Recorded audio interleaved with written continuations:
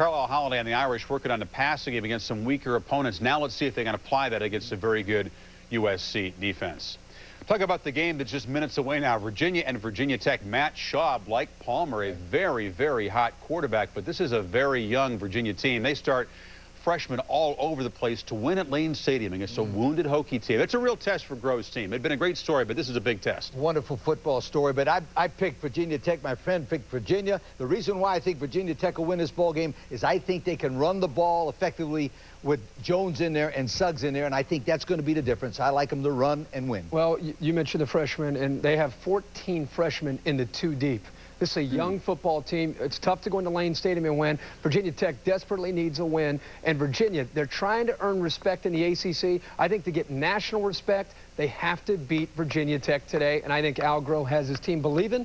They're confident. And I think they get it done. I like Virginia. Do you really? Yep. Yeah. They are really going to be a team to watch for next year. You know, Schaub for Heisman, huh? Well, they got the whole junior. team. He comes back, and he has been very hot. And you know, I think it's just tough to get it done Lane Stadium. We're going to see if the Hokies respond. They haven't lost 4 games in a row in a decade. So sit back, enjoy the game. We'll see you at win this halftime. week. Dave Barnett, kicking game, Bill Curry, kicking game. Yeah. Golick. They got Miami Let's next go week. out there to Blacksburg. We'll be all right. That's a problem. Virginia Tech. And welcome to cold, very windy Lane Stadium, Blacksburg, Virginia. Our matchup today for the Commonwealth Cup. 8-4 Virginia against 19th ranked 8-3 Virginia Tech. Where these are two teams headed in completely opposite directions. One of the hottest quarterbacks in the country, 4th nationally in passing efficiency. Matt Schaub matched with the 6th leading passer in the country. That would be Brian Randall, but his team has lost their last 3 games, and with Miami still looming, they're looking at a possible 5-game losing streak to end the regular season. With that in mind, Alex Flanagan a moment ago spoke with the Hokies head coach, Frank Beamer. Coach Beamer, you've faced adversity before, and especially in a season like 1992. You know how to turn things around. You know how to fix them. How do you fix things now, keep from having a 4-game losing streak?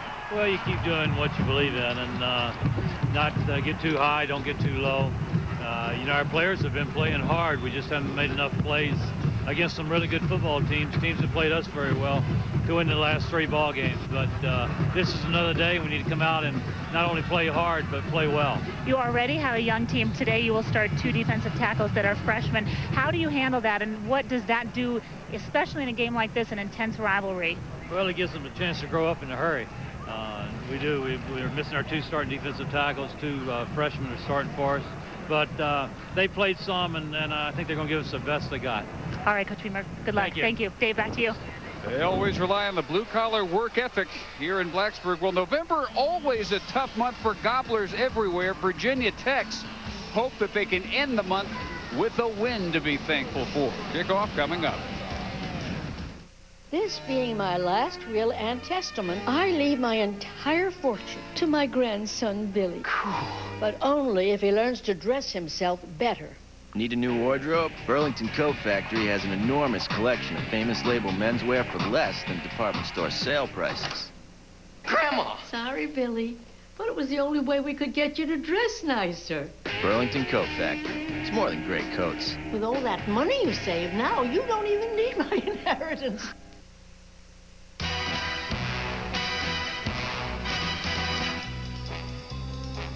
Bond. James Bond.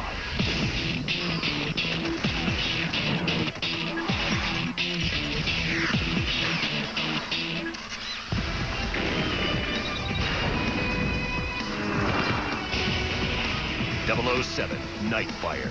Rated T for teen. Challenge everything.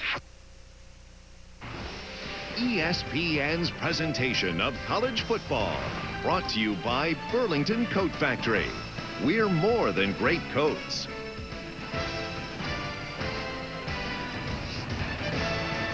Sunny, very cold and windy, and this is one of those rivalries where no one in the state of Virginia is neutral. You decide very early in life whether you're a Wahoo or a Hokie, and the fans, like the license plates, like to come right to the point. 65,000 or so will be packing Lane Stadium here this afternoon and this evening. Al Grove coaching in his 2nd Commonwealth Cup battle. the head coach of Virginia, a moment ago with Alex Flanagan. Coach Algro, you had 5-7 last year, 8-4 this year, and a tremendously young team. How have you turned things around so quickly? Well, one is the infusion of the young talent, which has been a tremendous boost to us, Alex. Part of that then is the assimilation of that young talent onto the team, which was the efforts of the coaches, the veteran players, and the rookies. And third, I think, is a very, very good job by our coaches of coaching the youth out of the young players. With that being said, these young players, I know you guys have a policy of players not being able to run their mouths off. Coming into a game like this, an intense rivalry with those young players, how does that play out? How do you handle that? Well, we like emotion. We like enthusiasm. We like class, and we kind of have the no jackass rule. All right, Coach Groh, thank you very much. Good luck. Thanks, Alex. And we have the same rule up here. But we've waived it again this week, or else there would be no broadcast. Let's face it. Dave Barnett with Bill Curry, Mike Golick. Two teams headed in very different directions. And Mike, Virginia kind of under everybody's radar right now. They may be one of the 2 or 3 hottest teams in the country. Absolutely. After opening the season with 2 losses, they win 8 of their next 10, the last 2 against ranked teams. So they're looking to finish off on a high note here and get some graded bowl experience, because the future, how about this, the 2 deep, 7 seniors, 14 true freshmen or redshirt freshmen. So the future very bright here for the Cavaliers. Other side of the coin, Bill, you have a team of Virginia Tech that's in some uncharted waters. Uncharted waters for the last decade. You listen to Frank Beamer talk. They haven't been through this kind of adversity in a long time. And down in the warm-ups, Bud Foster, the fine defensive coordinator, one thing rings through the conversations with these men: confidence. They know they'll get their team back together. The defense has given up 13 big plays in the last 3 games. They only gave up 9 in the first 8 games. So Bud Foster's got his work cut out for him, but he has Vegas Robinson back to play that key linebacker position for him. And look for that defense to improve today, Dave. 84th meeting. Lately, it's been friendly to the visitors, who have taken 7 of the last 10. Virginia Tech with the all-time lead. Virginia, here in Blacksburg, has taken 5 of the last 9. And Beamer on senior day, hoping that his seniors will leave with a happy memory here. And Al Groh with a very young team, only 10 seniors on his roster, 44 redshirt and true freshmen, helping Virginia close 2002 with a hurry. And Virginia ready to kick. Virginia Tech winning the toss. The wind will be a very key element today. We're told to expect gusts up to 50 miles an hour, 10 to 20 range for the most part, as we get set to go. Kurt Smith has it teed up, and we're underway in Blacksburg. Wind at his back. Lee Suggs will take a knee. And from there, Ryan Randall, sophomore, out of Williamsburg, 6th in the country in pass efficiency. He's been the starter since week 3 and has had some terrific games that have ended badly in this 3-game losing streak. Key late interceptions have been a problem, especially last week against West Virginia. The Best Buy lineups. Lee Suggs playing his last game at Virginia Tech, one of the most heralded players in the history of the program, has his buddy Kevin Jones back, so the untouchables are back intact, full speed. He has that record, 24 straight games with a touchdown. And Randall rolling after play action. First throw of the day is incomplete, intended for his fullback, Doug Eastlick. The offensive front will look this way for the Hokies today. 2 seniors, 2 juniors, a true freshman in Jimmy Martin, who became a starter just in week 8. They've lost their dominance up front in this 3-game losing streak. Virginia's defensive front, Schmidt has a Virginia freshman record for a defensive lineman, 73 tackles. Canty, second team all ACC, despite missing half the season with a broken leg, and leads all ACC defensive linemen with 76 tackles. 3 wides and the gun for Randall, who will roll and keep on the option for a gain of 6 yards. Merrill Robertson made the tackle for Virginia. tell you what, for this linebacking crew, keep an eye on the true freshman, Darrell Blackstock. He leads the nation for freshmen in sacks with 9, 12 tackles behind the line of scrimmage. He's wearing 56 for a reason that we will explain a little later in this telecast. Evans, second team All-ACC, the second most tackles ever for a Cav defensive back, and he's making his 43rd career start. Darrell Blackstock, a prize freshman, leads the nation with that 9-sack total in his freshman year. On third down all day for Randall, and his throw is intercepted. Willie Davis returns it to the 20 for Virginia. Here's where the wind may come into play. Virginia Tech going into the wind on this drive. That pass looked like it got caught up in the wind and hung in the air and was a bad overthrow. The wind is really gusting down there. We were down there before the game, and it was blowing very hard. He had all day to throw the ball, to pick out his receiver, and it really looked like that ball hung in the air. Willie Davis, number 40, is a true freshman. Only in his second start at the free safety position. With a name like that, he'd have to be a great player. The great Willie Davis of the Green Bay Packers, being his namesake, got his team off to a great start today. Cavaliers with a great chance to jump up early. And the first pass complete to Billy McMullen, who is first team All-ACC for the second time. Matt Schaub is the ACC Offensive Player of the Year and the Player of the Year. Junior out of Westchester, Pennsylvania. Also the Offensive Back of the Week for a near perfect performance against Maryland. The best 5 backs and receivers for Virginia. Heath Miller's a guy you want to keep an eye on with 8 touchdowns this year. That's the most by any tight end in the nation, number 83. Cross sweep, and Wally Lundy carries it down near the first down marker at the 10. Nathaniel Adibi made the tackle. Offensive line, 2 freshmen, 2 sophomores, 1 senior, maybe the tallest in the country. They go 6'4", 6'5", 6'6", 6'7", and 6'8". And the defensive front for Tech tackles Kevin Lewis and Jason Lawless out, replaced by freshmen Sandage and Jonathan, who is Kevin's brother. Lundy a little bit short. And a draw play for Lundy with second effort, first down and goal to go. Cavaliers from the 8. Quick check of the linebacking core for Tech. Number 6, Vegas Robinson, out for 3 games, still has 54 tackles, playing in only 8 games so far. He's the leader. He's the guy that keeps this defensive unit up, and they need him right here. And in their secondary final home game for seniors, Hardee, Pyle, and Whitaker. After the early interception by Willie Davis, first and goal, Virginia. 8-yard line. Lundy with a short side and runs right into D'Angelo Hall at the 4. And let's check in with Chris in the studio. Well, guys, check this out at Bedlam. There's a reason why they call it Bedlam. Oklahoma State jumping on the Sooners. Rashawn Wood's 3rd touchdown reception of the afternoon from Josh Fields. It's 28-6 Pokes. Well, you would think, wow, the Sooners would be laying for him this year. Revenge in mind.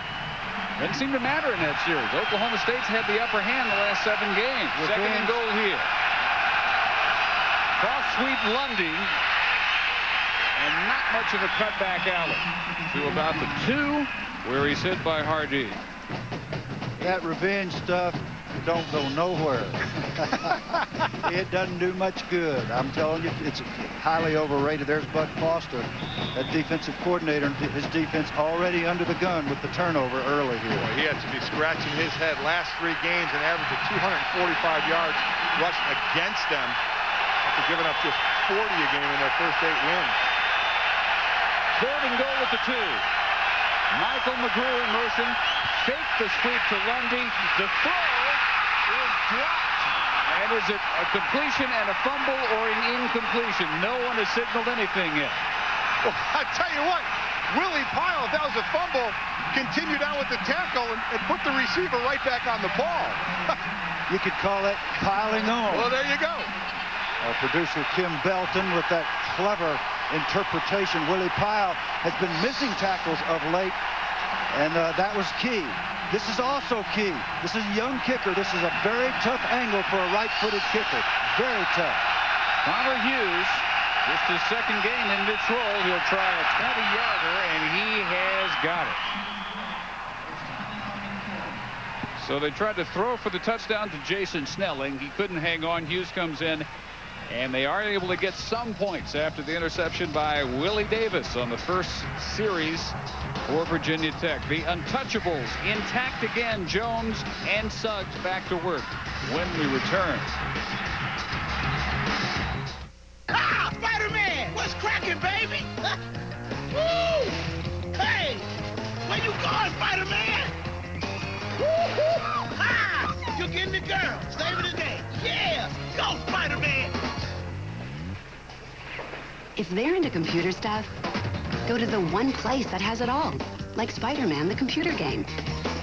There's something fun for everyone at Best Buy. Go get him, Spider-Man, yeah! When you have a big family, anything can happen. Now, who did this? The animals are housebroken. What? They just break the house sometimes. That's why I like the Black & Decker Mega Mouse. It sands faster, polishes, it even gets into tight spots. The Mega Mouse from Black & Decker. You have done me a great injustice, Johnny. This is not fit for a man. New Blistex Clear Advance. For men, Johnny. For men. It's shine-free with tough protection, and I know about protection. New Blistex Clear Advance. For men. Oh. Ooh. Oh. Oh, fajitas. Feast your eyes on the new fajita grilled stuffed burrito from Taco Bell. Sizzling strips of marinated steak and grilled veggies. Ooh, fajitas. Ooh, fajitas. All the great fajita flavors now wrapped to go in a grilled tortilla. Ooh, fajitas. Whoa, fajitas. Ooh, fajitas. Taste the new fajita grilled stuffed burrito and, ooh, think outside the bun.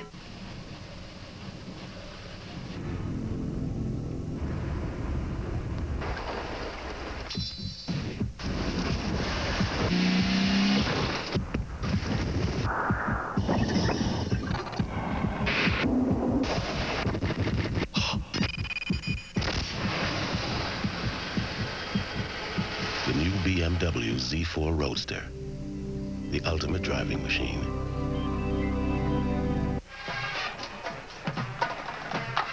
Three 3-0 lead for the Cavaliers after the early interception by Willie Davis. But the Tech defense with a victory of sorts as they stop a 1st and goal from the 8 and limit them to only 3. 42 degrees, wind chill 30 and dropping. And those gusts, again, we're told, will hit 50 miles an hour. Very cold, getting a lot colder, and a chance of even snow flurries later on tonight. Curt Smith, first kick, went about 8 yards deep, and so does this one. So Randall and Virginia Tech, which ended their last game with an interception in the end zone by West Virginia, killing their chances at ending what was at that point just a 2-game losing streak, and they start this game with an interception on the first series.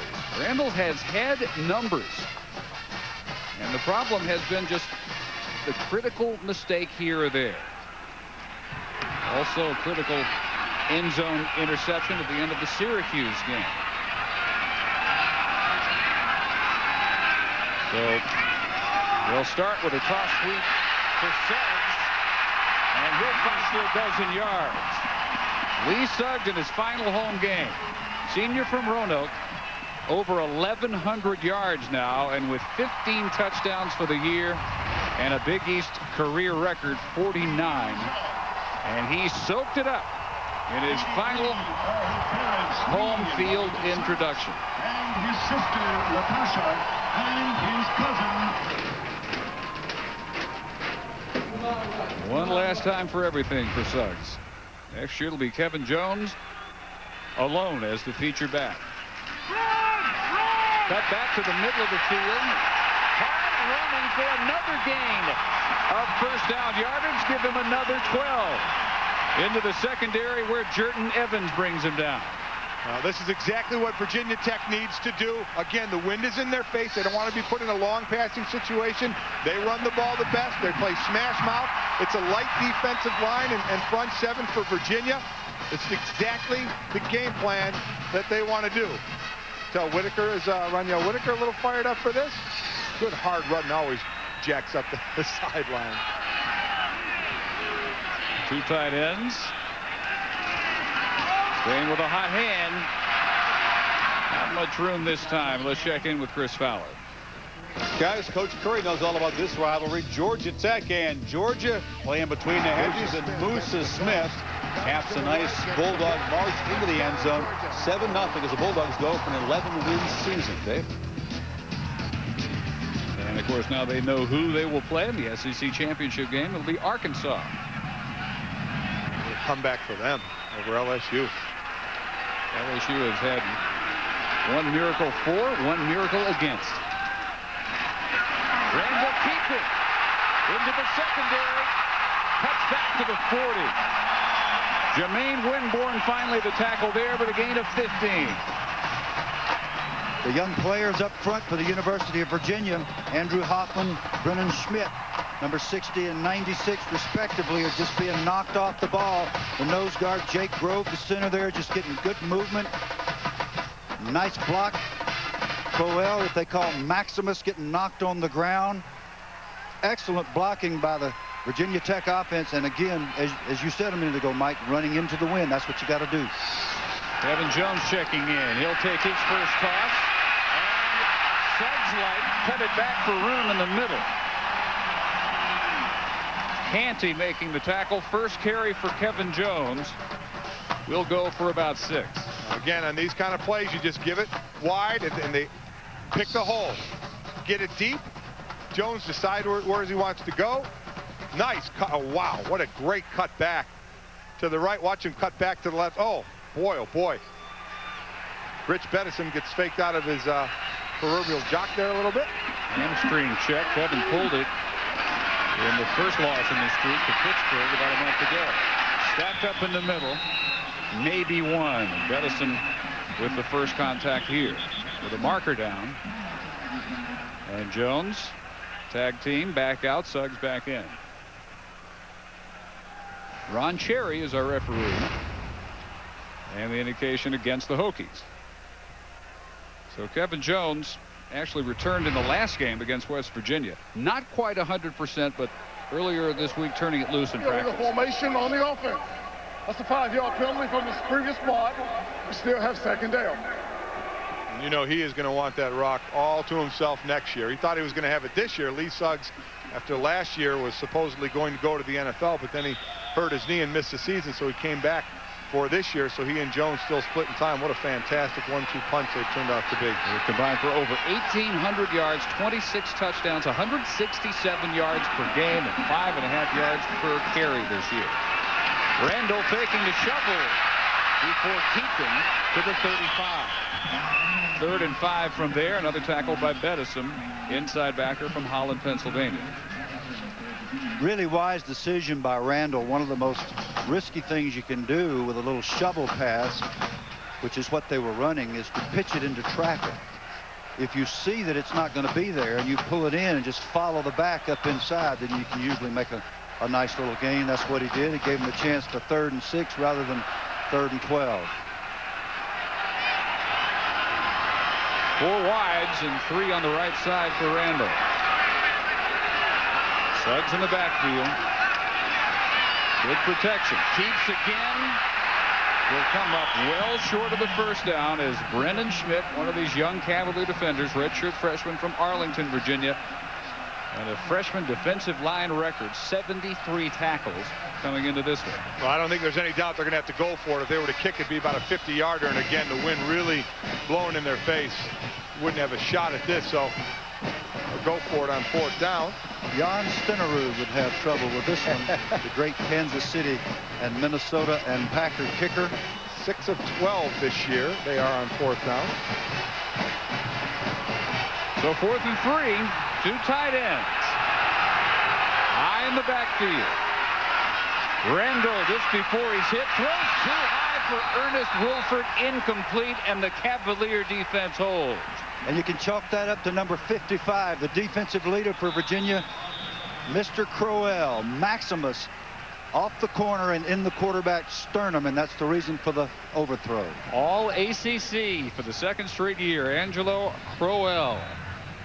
So the Cav defense with a pick and a stop on the 4th down. Matt Schaub, one of the hottest arms in the country, back to work when we come back.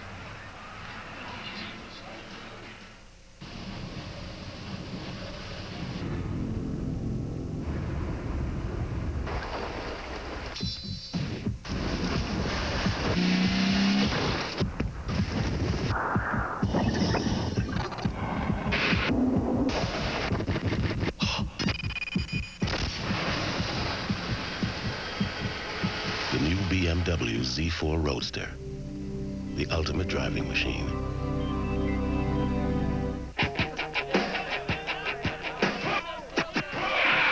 Raindrops on roses and whiskers on kittens. Bright copper kettles and warm wooden mittens. Silver white whiskers that melt into spring. These are a few of my favorite things. These are a few of my favorite things.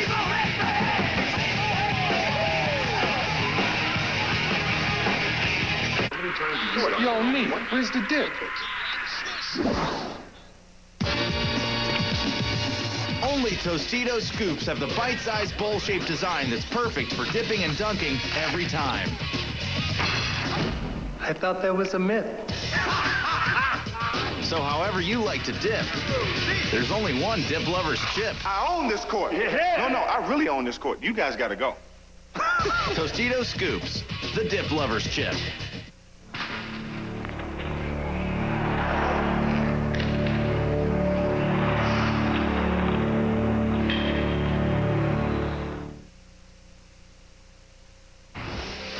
ESPN's presentation of college football, brought to you by the new BMW Z4 Roadster and by Best Buy. For the latest technology, turn on the fun at Best Buy. Yeah, they filled up in a hurry. 65,000 backing Lane Stadium, and the Cavalier defense, the story so far in the first quarter, with an interception and a stop on a 4th down. So they turn it over to Schaub and the offense at the 32. 3 wides all. Diamond on the left side, and Schaub firing incomplete over the middle, intended for Michael McGrew back to Chris Fowler. Dave, great finish in the backyard brawl. Pittsburgh down 7. They drive 80 yards. This is a 3rd and 13 play. Rutherford looks for Fitzgerald in the end zone. He cannot haul it in. So one final chance in the final 20 seconds. The 4th down play. Rutherford buying time in the end zone. Broken up. West Virginia follows the win down there in Blacksburg. We're winning at Pittsburgh. 6-1 in the league this year. Well, anybody that saw Larry Fitzgerald in the show he put on here, 3 touchdowns, will be shocked to know that he has ever dropped a pass. The show he put on against Miami, too. Yep. He's a heck of a player. Holding call on the incompletion. So 1st and 20 for the Cavs. And Lundy, one-on-one on the corner against Whitaker, with another marker down right along the sideline where Whitaker guides him out of bounds. I think this is going to be on Lundy. I think for his hand up in the face on the stiff arm. Gee, I've never seen that call before. Yeah, he had it up there a long time. Think maybe he grabbed the face mask? No, it's going to be on Whitaker. Going to be on Whitaker. Boy, I saw Lundy had his hand up there too, and you're right, Bill. It's rarely called on the offense, so take a look at this. Well, you shouldn't call the offense. Look at the stiff arm. The hand's right up in the face mask. And Whitaker's got his. They have each other's face mask. That's offsetting. You should call offsetting. Yeah, that's a you. But the offense deserves a little balance in the situation. The defense is so cruel and tough when they hit offensive players. Oh, that's just. I know you feel that way, Mike. Ripping with sarcasm. Roniel, I'm with you on that one. I think that should have gone both ways.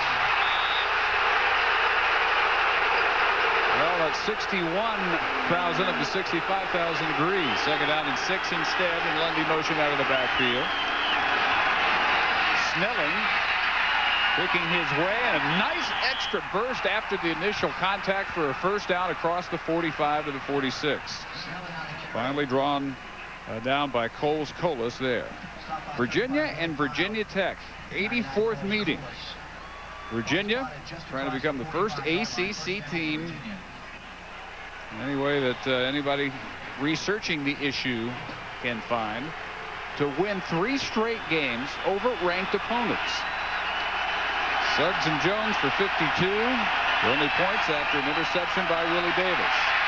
Shaw throwing open through the hands of McMullen, who was one-on-one with D'Angelo Hall.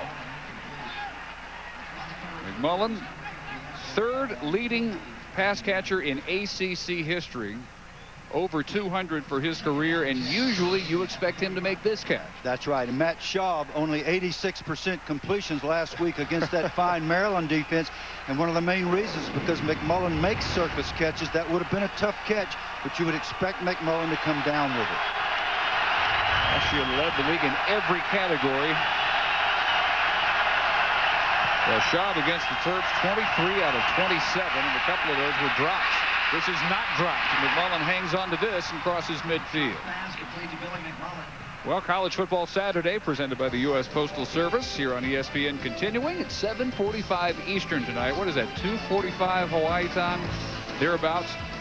As Alabama will fight Timmy Chang and the 24th ranked Warriors. That is the number 3 offense in the country, Hawaii, and the number 3 defense in the country, that of Dennis Franchione and the Crimson Tide. Coach Fran rumored possibly to be coaching his final game for Alabama. On 3rd down, Lundy. And with the lunge forward, still will come up a couple of feet shy of the marker. Yeah, he's going to be a little short. We're going back to the Alabama-Hawaii game. How do you play in Hawaii? How do you play out there? They go to school out there. And then say we got to go to football practice. How do you play at Notre Dame and go to school at Notre Dame? Because it's cold. You want to be doing something. Because you're a dedicated student and you're anxious to attend class and do what you're supposed to do. Yeah, that's right. Yeah, you're right. Why? I'd be a surfer. You see me surfing? I'd like to see you surf. Well, now Virginia going for it on 4th down. They 7 of 12 coming into the game. Cavs with 2 tight ends. There's Luzar in motion. They try Lundy off tackle. Easily picks up the first and a couple more. Very important to realize what we're seeing here. We're seeing a guy that's a true freshman, Wally Lundy. Jason Snelling, 38, who carried on the previous play. True freshmen, both of them. There are about 3 backs here that could be playing for anybody. And this a year ago this time, they were playing in front of 400 people. High school ball. Tall order to make that kind of transition, but so many youngsters doing it for UVA. 9 freshman starters. Lundy, flea flicker back to Shaw, going deep, and McMullen covered very well by Whitaker, so Virginia Tech does not bite. All right, let's talk about this running attack for Virginia, not their strong point, but Bill, the run defense for Virginia Tech. We saw when it started their first loss against Pittsburgh when they gained 275 on them. They've lost their 2 D tackles. Jason Lallis and Kevin Lewis have 2 freshmen in there, but that hasn't been the only reason. They haven't been tackling as well. In 3 games of over 200 yards, they had some issues. 3 games giving up 266 per game, and Pryor had been giving up 40. Marcus Higgins, backup quarterback, in at a wideout, and he makes the catch and then drops it after getting rocked by Whitaker, incomplete. So they sneak another of their redshirt freshmen in, Higgins, the backup quarterback who briefly beat out Chop for the starting job early in the year, and he's a wideout here. This is how you separate man from ball. Anya Whitaker. Boy, he hit the ground. You got to get on the ground. Got to get on the ground with it. Have the ball control. Right, and either get your feet on the ground or land and control it. Exactly.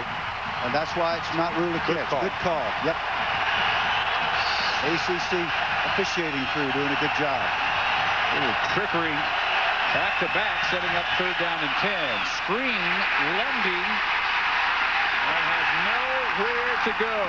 Vegas Robinson reading it, following Lundy all the way to the side. One of the first things that the coaching staff said to us is how much they were happy to have Vegas Robinson back, and you see why right there. Wow, what a play. He smelled that from the beginning. Good job reading it. Short pass has been the way for Virginia last week. Of Schaub's 23 completions, 13 went to running backs. Tom Hagen, another true freshman out of Roanoke, end over end. Richard Johnson up to the 15. And a nice return. Ended by Jerton Evans. Only a 27-yard punt. Johnson brings it back 17. And the Hokies down 3-0. 2:44 to go in the first.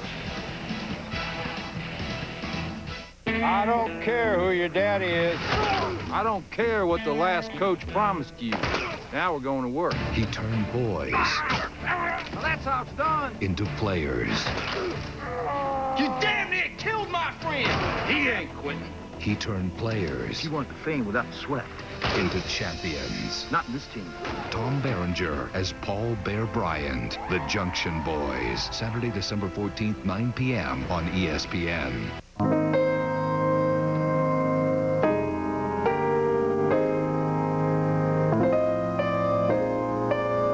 Starlight, star bright. First star I see tonight. Wish I may. I wish I might. I wish I may. I wish I might. I might have this wish. I wish tonight. May all of your wishes come true this holiday season and all the year through. Happy holidays from Adelphia.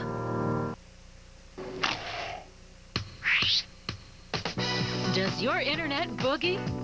At Intellos, you'll find an internet plan that'll get you moving.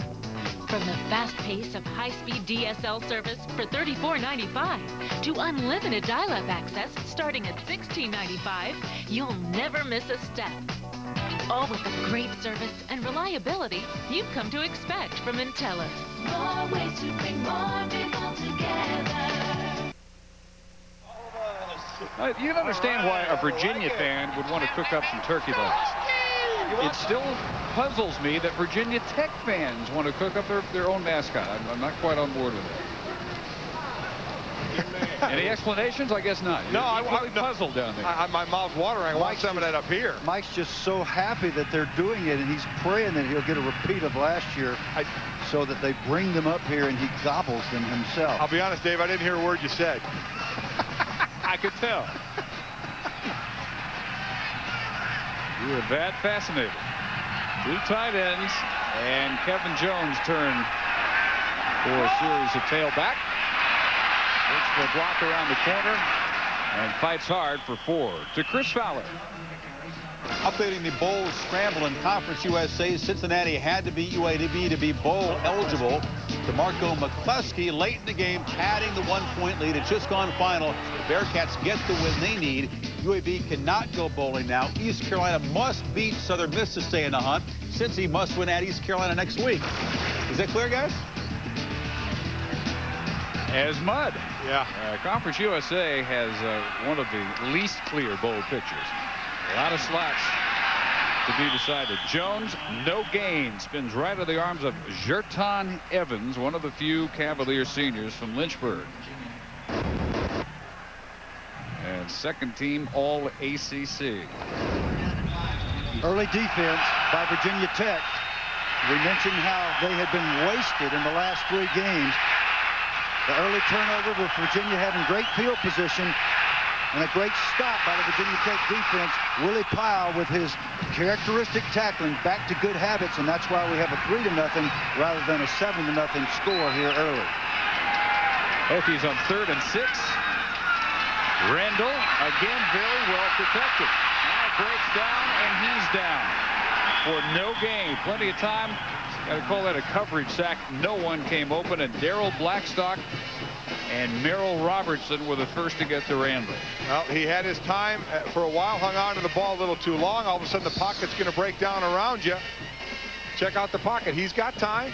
He's got a lot of time. That's called a cup protection. It's very nice. He's got time, but he hangs on. Now, the guys can't hold him forever. Can't block it forever. He's got to either run outside or get rid of the ball. Vinnie Burns.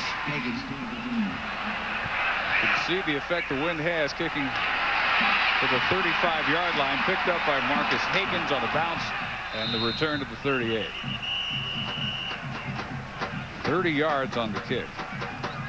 Well, Bill, this is getting interesting now. Virginia Tech certainly has had Virginia's number.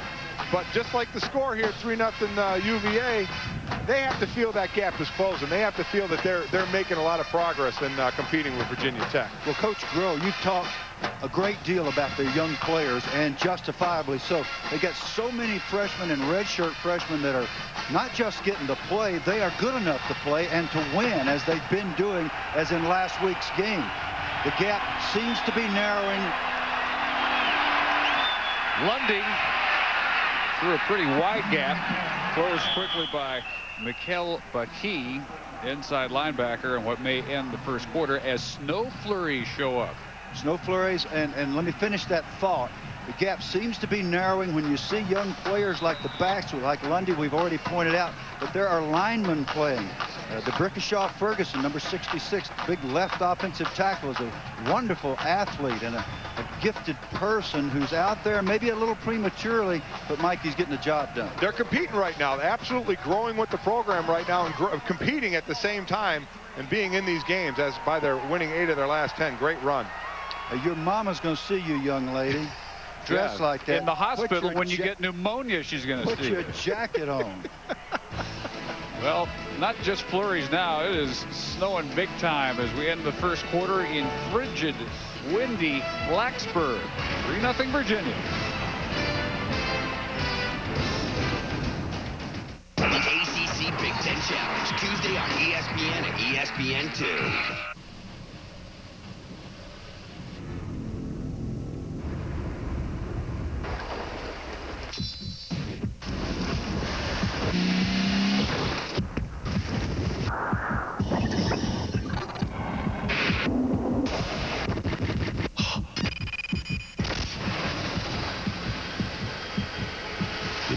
BMW Z4 Roadster, the ultimate driving machine.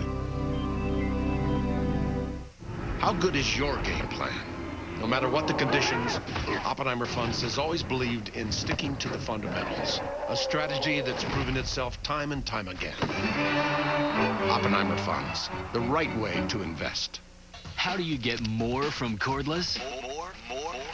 With built-in work lights for more visibility. Wraparound grips for more control and more capability than ever, thanks to innovative onboard accessories like the first cordless drill with a built-in stud finder. At Skill, we share your passion for home improvement, which is why we've challenged ourselves to give you more in every cordless tool we build. The all-new cordless power tools from Skill. They're what's next. Hey, enjoy them. Thanks.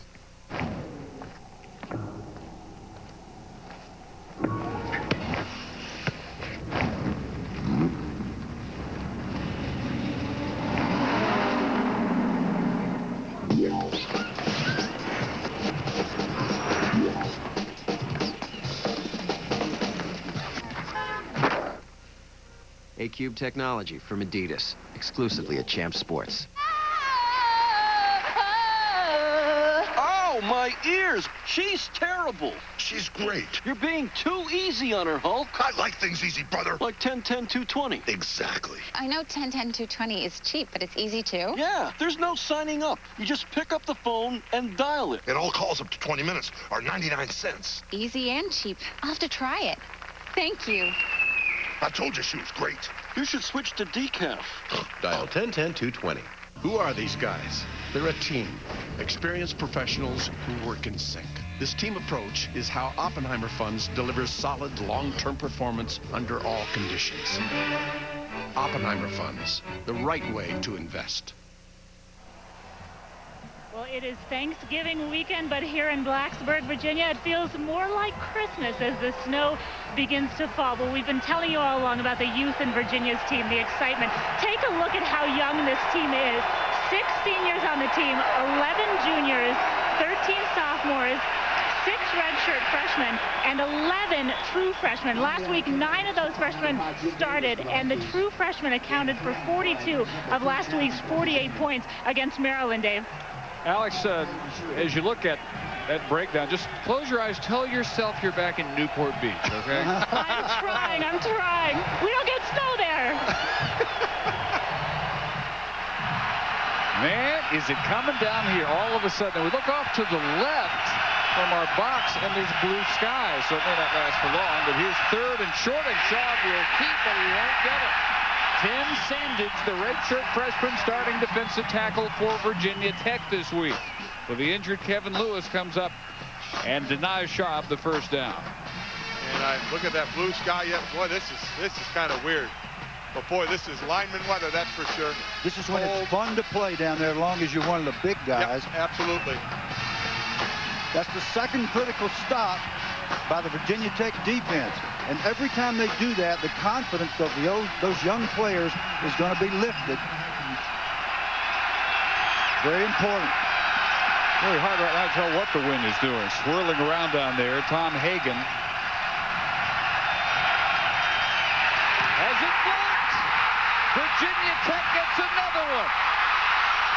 Picked up and returned by the Hokies. Touchdown. Justin Hamilton with the block and Darryl Tapp with the recovery.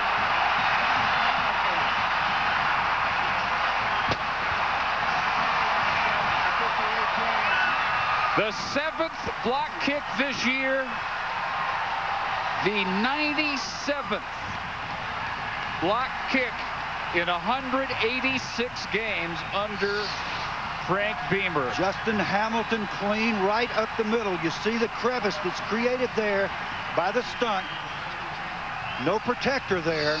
It's a blown protection by the Virginia team for the touchdown, and that's Beamer ball, folks. Carter Worley with the extra point, 7-3. Over half their games under Frank Beamer, this happens for Virginia Tech. A block, and more often than not, the block leads directly to points.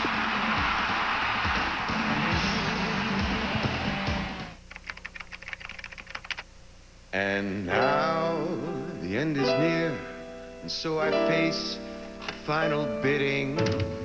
From A to Z, from there to here, I shop the world, all while I'm sitting brand new and collectibles, thank you, on the information superhighway.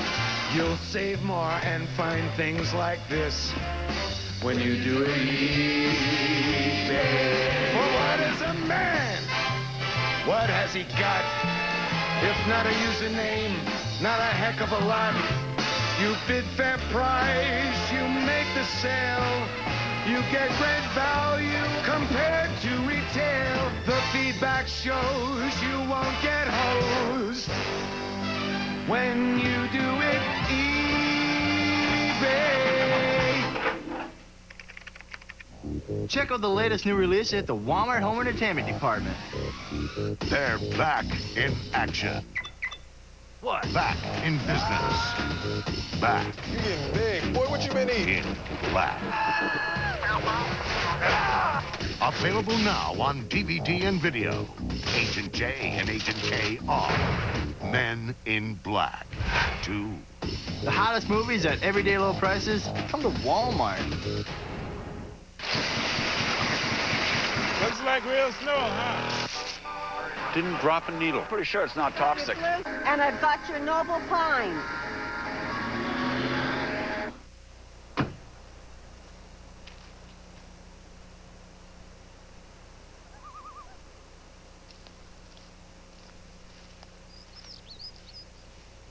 The Land Rover Holiday. Begin your journey at your local Land Rover retailer for special leases and financing. Justin Hamilton, redshirt freshman, with the block punt for Virginia Tech. Their 5th of the year. Darryl Tapp with the return, and suddenly 7-3. The pride and joy of Virginia Tech, as the special teams under Frank Beamer are known as here. And when all else fails, you can count on something happening in the kicking game, because that's the way the head coach wants it, and that's why he is in charge and pays 100% attention to pulling off plays just like that one. It is incredible to listen to him break down, especially when they are going for the punt block, what they're looking for and how they try and find a weakness in their opponent's punt team, and he is just a master at it. It could be something as simple as which step the center likes to take first after the snap. Anything at all he can find, he'll turn it against you. Lundy returning. John Mollerup's kick to the 33. So one more look at it. Here's how it happens. You've got responsibilities. Patrick Estes is lined up right here. He's a tight end lined up as an up back. His job is to punch and step out, to double bump, or to swap assignments with the fullback, and somebody blew the assignment, allowing number 27, Hamilton, to come clean and block the kick. That's the only way you block it when there's a perfect snap, and there was a perfect snap in that situation. Redshirt freshman blocked it. True freshman tap. Recovered it and scored. Here's Lundy. Very patient. Will wait to set up his blocks and then burst through whatever gap there is. Our Gateway game track with 13 minutes to play in the first half. Randall right off the top, intercepted by Willie Davis. That set up a field goal for Connor Hughes, but then Beamer ball showed up, as it does in 52% of his games. And with that, 7-3. Lundy across midfield. And this imaginative Virginia offense. They give to Lundy, then fake a reverse. Watch for the real reverse, maybe later on. It's 13 yards. Mike Daniels and Willie Pyle on the tackle. Great pull here by Brian Barthema, 62. Right here, he's going to get the hit. Clear it out for Lundy. Take McCalvakey out of it. Great pull. Great feet for a big man. 6'7", 286, turning the corner there to block for his man. Cavaliers try to answer back, having lost the momentum. Lundy driven down by Willie Pyle, and the senior in his final home game, making the most of his last chance to have fun on the turf at Lane Stadium. Last of 36 consecutive starts. He'll try to make it 37 straight when they go down to Miami. Third on their all-time interception list, and already credited with 6 tackles today. Marker on that last play. We'll hear from Ron Cherry. Illegal formation on the play. 6 men on the line of scrimmage. That's a 5-yard penalty. We'll replay the down. The Junction Boys, 1954, the story. Paul Bear Bryant took 115 football players into the drought-ridden desert, Junction, Texas, into hill country. 34 would survive to play for him. ESPN Original Entertainment presents the Junction Boys Saturday, December 14th at 9 Eastern. Lundy makes about 5 where there appeared to be none. Michael Crawford finally on the tackle. Let's check in with Chris Fowler. Georgia Bulldogs beat one very old rival in Auburn, trying to do it to the Yellow Jackets here today, and they are laying it on them between the hedges. DJ Shockley rolls out. Second rushing touchdown of the season. It is 17-zip Dogs in early second. Uh-oh, Bill. What's your alma mater there again? He doesn't have much to say about that, does he? Not much to say. We're going to have to pick it up, fellas, over there between those hedges. Big first half for Lundy. Virginia Tech run defense has cratered over the last 3 games. Screen set up for him, and he slides for a gain of maybe 2. Big as Robinson right there. Let's go back to the play before and watch wide receivers. Billy McMullen, 6'4", 208, not just supposed to go down the field and catch the ball. You get to stick some people here as well. This time, Vincent Fuller. There, I'll tell you what, it's the little things that get it done. You can catch the touchdown passes, make the big catches, but when you need the big play, when you have a run going on, will you get down the field, will you get into somebody's face, and will you stay in front of them or knock them down like McMullen did there? He is in high cotton, right behind Peter Warrick. On 3rd and 9, Shaw over the middle, a little behind McMullen, but again, that's a catch you expect him to make. These are the little things. And last week, 23 out of 27 for Schaub. His receivers were helping him making the catches.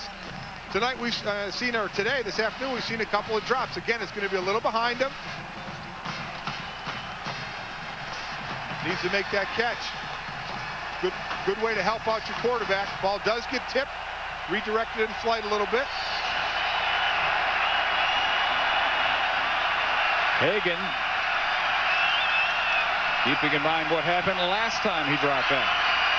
And they don't come for him too hard this time. He gets off a nice high spiral. And it will bounce just into the end zone past the pylon, 47 yards. Another flag down. Came from the line judge, so either not enough men on the line on the punt team or lining up off sides, I would say, on the defense. One of those two. So my guesses, fellas.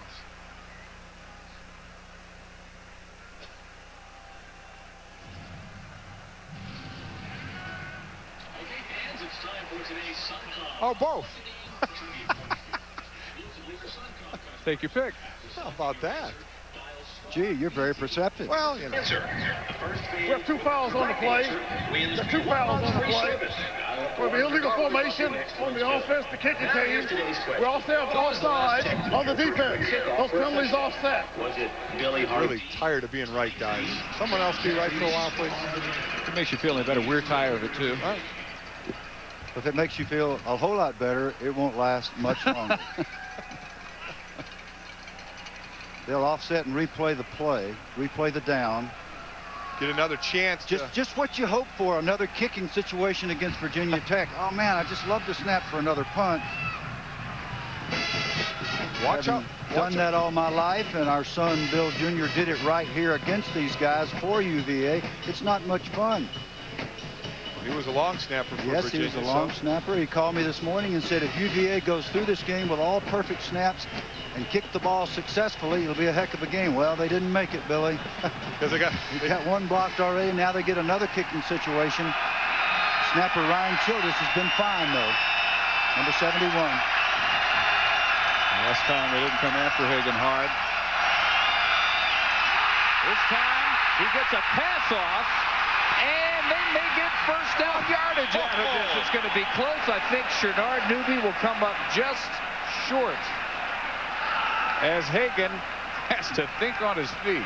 Bill, how much is that in the head of the punter? Obviously, that has to be it, isn't it? Well, I think they had a fake on because it looked like it was orchestrated, but it wasn't long enough. Not a bad snap. And almost not a bad result, but Tech will take over.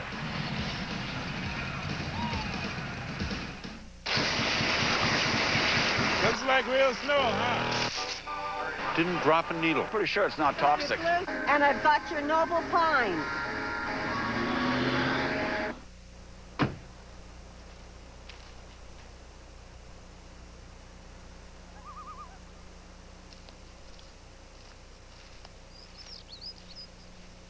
The Land Rover Holiday. Begin your journey at your local Land Rover retailer for special leases and financing. What are claustrophobics doing in an elevator? Facing their fears, but you're missing the point. Someone's joining us. On our way to ship important packages, a small business owner gets on the elevator with them. But instead of panicking, her survival instincts kick in. Stop, drop, and roll? Yeah, that's it. That's what I'd do. Well, she remains calm, knowing FedEx has fast, reliable service with a money-back guarantee, proving there was nothing to fear but fear itself. I'm afraid of heights. This isn't about you. Okay. Stan is getting ready for the holidays. He uses his Discover card because it pays him for the things he buys. So far, he's earned a cashback bonus award of $160. It's money he used to add a few last-minute touches. Discover card. Why not get paid for the things you buy anyway?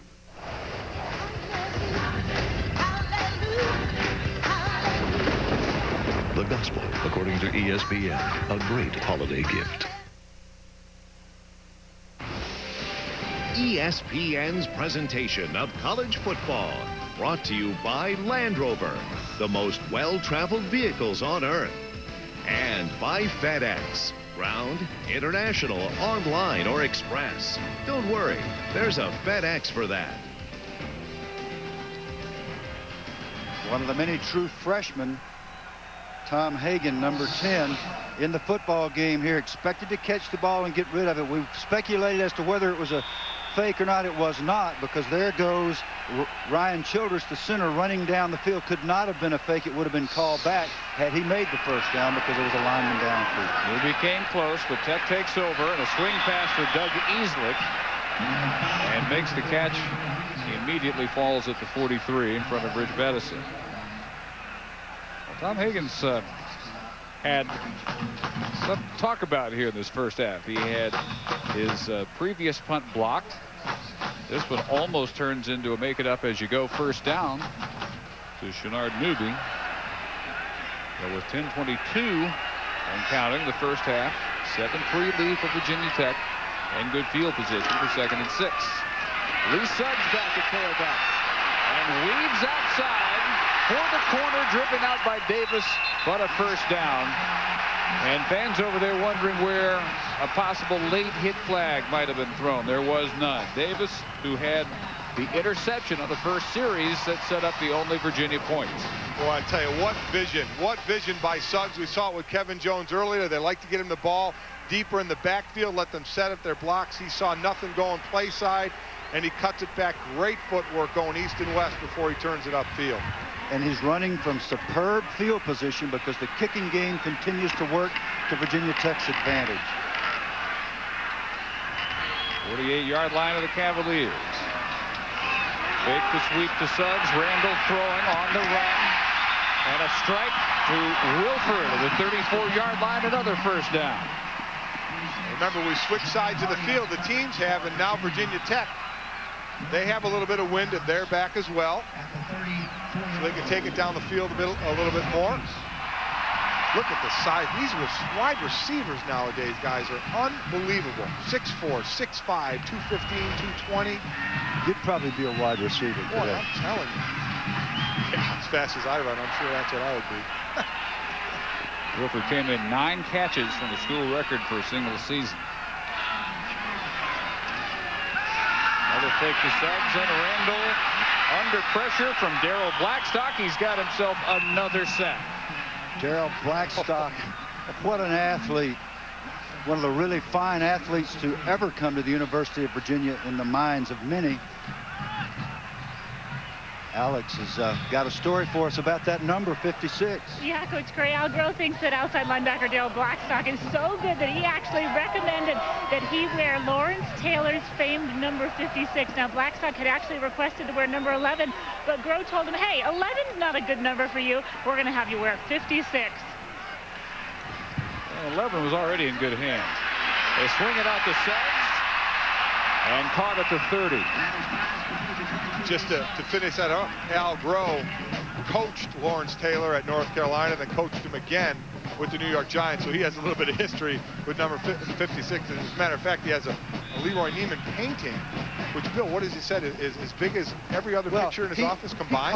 He called LT and said, could you send me a picture? So LT said, you sit tight, I'll send you one. He sends him a Neiman that's bigger than all the rest of his pictures combined. He said, I had to rearrange my wall. Well, bottom line, if you're wearing 56 and playing outside backer, you got to have something. Boy, does he ever. And Wilford brings it down at the 11-yard line. Went up with Davis. Number 19 comes down with a 19-yard gain. Well, we just talked about the size, 6'4", 217, and then you get him jumping. A good job by Randall getting it up in the air. Get it where your big man can reach it. Throw it high, drop it in, let him go up for it. Fantastic job of going up and fighting and taking the ball away. Great pitch and catch. Wilford, who heard about it all offseason after dropping a potential tying two-point conversion against Miami last year, came back better than ever. All is forgiven. Suggs to the 5. Here he's hit by Bettison. Virginia Tech poised to go 14-3 up in a game where they had no momentum, no energy from the crowd, except for the brief snowstorm we had, and then, as happens so often, the block kick changes everything. Score on the block punt, and now poised maybe to score again. Witten going left. Johnson slot right. Not quite second and goal. They can get a first and goal from the 1. Suggs kicks his way down to the 4. Where Andrew Hoffman, the nose tackle, has him. It'll be 3rd down. Boy, big test here for the Virginia defense. Virginia Tech used to getting off in the first half, outscored their opponents 199-50 in the first half, and Virginia on the other side not doing as well in the first half, getting outscored 192-111. This would be a huge stop if they could force Virginia Tech to try and kick a field goal. Well, keep an eye on Blackstock as Johnson goes in motion on 3rd and 3. Suggs down near the goal line and in. Touchdown. He's done it again. The streak has reached 25 straight games. An NCAA record for Lee Suggs. We've talked an awful lot today about how many young players are on the Virginia team, and we've speculated about whether or not Virginia's closing the talent gap. What they have not closed is the experience gap in a big game like this, and they're getting knocked off the ball. Worley adds the extra point, 14-3. That was one of the oldest records in the book. Bill Burnett of Arkansas had held it for over 30 years before Suggs finally broke it, and now has upped the streak to 25 games in a row. Remarkable.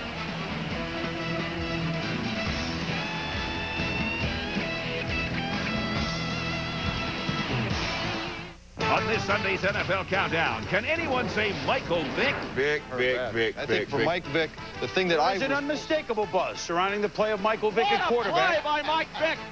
And the Ricky Williams diet. He eats opposing defenses. Plus more. We're going to stir it up here a little bit. Madden. We'll have crazy turkey all over the place. And previews of Thanksgiving weekend, including the Bucks and Saints. Still hungry for some football? Sunday NFL Countdown, 11 a.m. on ESPN. I made a mistake at Southern Air. I left, one of those grass is greener things. But after I was diagnosed with an illness, it appeared to me that my new job didn't want me back. Guess who did want me back? Southern Air. Not only did they support me during my illness, 2 years ago I was promoted to electrical project manager. If you're a skilled craftsman, there's no better future than Southern Air. I'm living proof they take care of their people. At Mish Mish in downtown Blacksburg, not only can you find the area's most complete selection of art supplies, but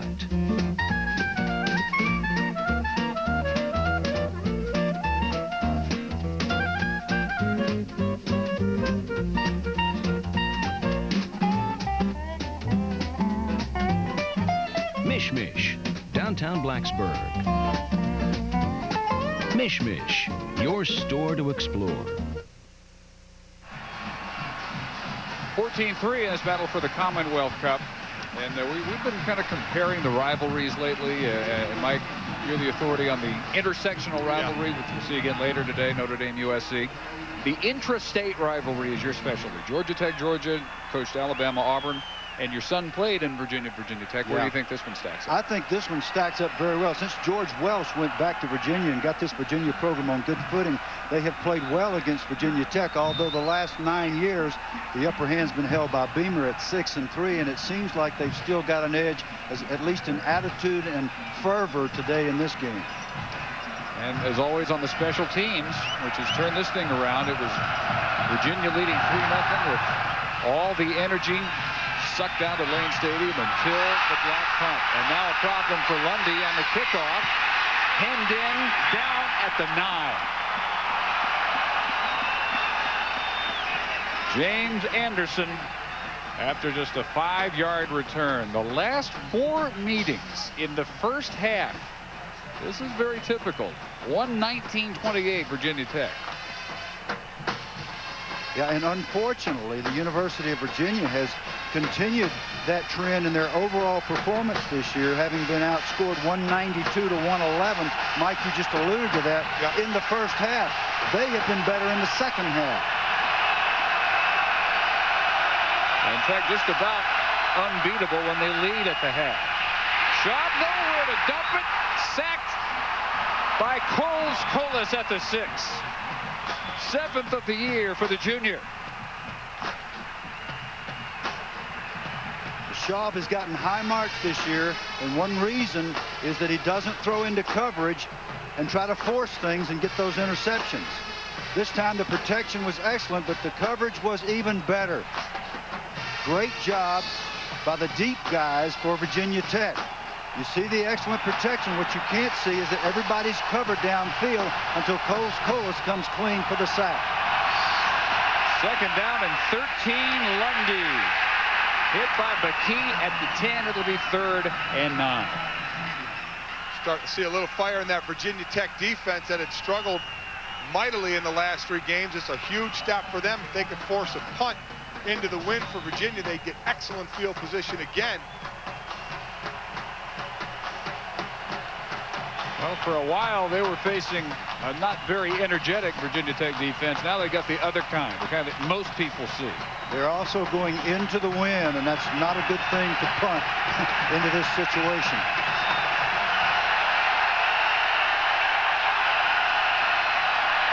Draw play, and a little room around the left side for Lundy. He'll be close. We'll see where they mark him down. Whitaker had him at the 19, and it may be close enough for a measure. Our first down man over here says he made it. I'm saying first down. Yeah, I agree. I think he just got it. I was trying to break it to the outside. I thought, boy, should he just try and get north and south and try and get it. Showed his speed getting to the outside, and I believe he just got there. Yeah, he definitely made it. Billy Hardy came off the other hash. They were in a 2-deep coverage, and as soon as the ball went showed that it was obviously a run, he cut loose, and Lundy just flat out ran him and did get to the corner and probably made this first. Well, if only they could see what we see on that yellow line. They wouldn't need to drag those chains out there. Clearly made it. You think Al Groh is interested in the call? Boy, that was a big first down there. Real big into this win. 7:45 tonight, College Football Saturday, presented by the U.S. Postal Service from the islands, Alabama and number 24, Hawaii. Hawaii going for their 10th win for the first time since 1992, and a 7-game win streak, which would be their longest since 1984. Wendy Chang and the nation's number 3 offense. So 1st and 10 for the Cavs. Luzarlin in motion. Lundy getting a real workout, and no gain slung down by Vegas Robinson. They really missed him in the 3 games where he was out with the ankle problem. He didn't return for the West Virginia game, and after about a week and a half to heal after that one, looks to be pretty close to his usual level of quickness and effectiveness tonight. Excellent size. What I like about him at the snap of the ball, he starts to go forward because he's still quick enough to react side to side if he needs to, but you can tell just with that initial move that he's an attacking style linebacker, not a read and react guy. He's also 240 pounds. He's the only Virginia Tech linebacker that really sort of fits the prototypical style that you expect from a college linebacker at this level. That's Elton Brown, by the way, Bill, being walked off. He missed a couple games with a stress fracture in his right foot earlier, so they'll hope that's not a recurrence. That foot was really bugging him in warm-up. 2nd and 9. McMullen in motion. And another give to Wally Lundy. Room off the right side and a first down to the 32 to Chris Fowler. Well, the story just gets more amazing in Stillwater. Watch the Pokes here, already up 28-6 on the Sooners. Lance Mitchell for the Sooners gets a hand on this Josh Fields pass, but tipped into the air, caught by the backup freshman tight end Charlie Johnson. 35-6 Okie State. Are you kidding me? Wow. Well, that is unbelievable. Very few are better in big games than Bob Stoops, but what happens in the littler games? Wow. Boy. Lost to Texas A&M, about to be blown out at Oklahoma State.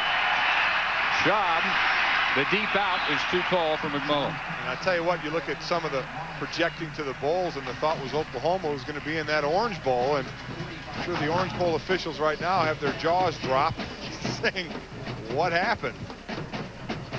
Yeah, what else they're doing is they're shuffling through those cards that they carry. They got the names of those teams.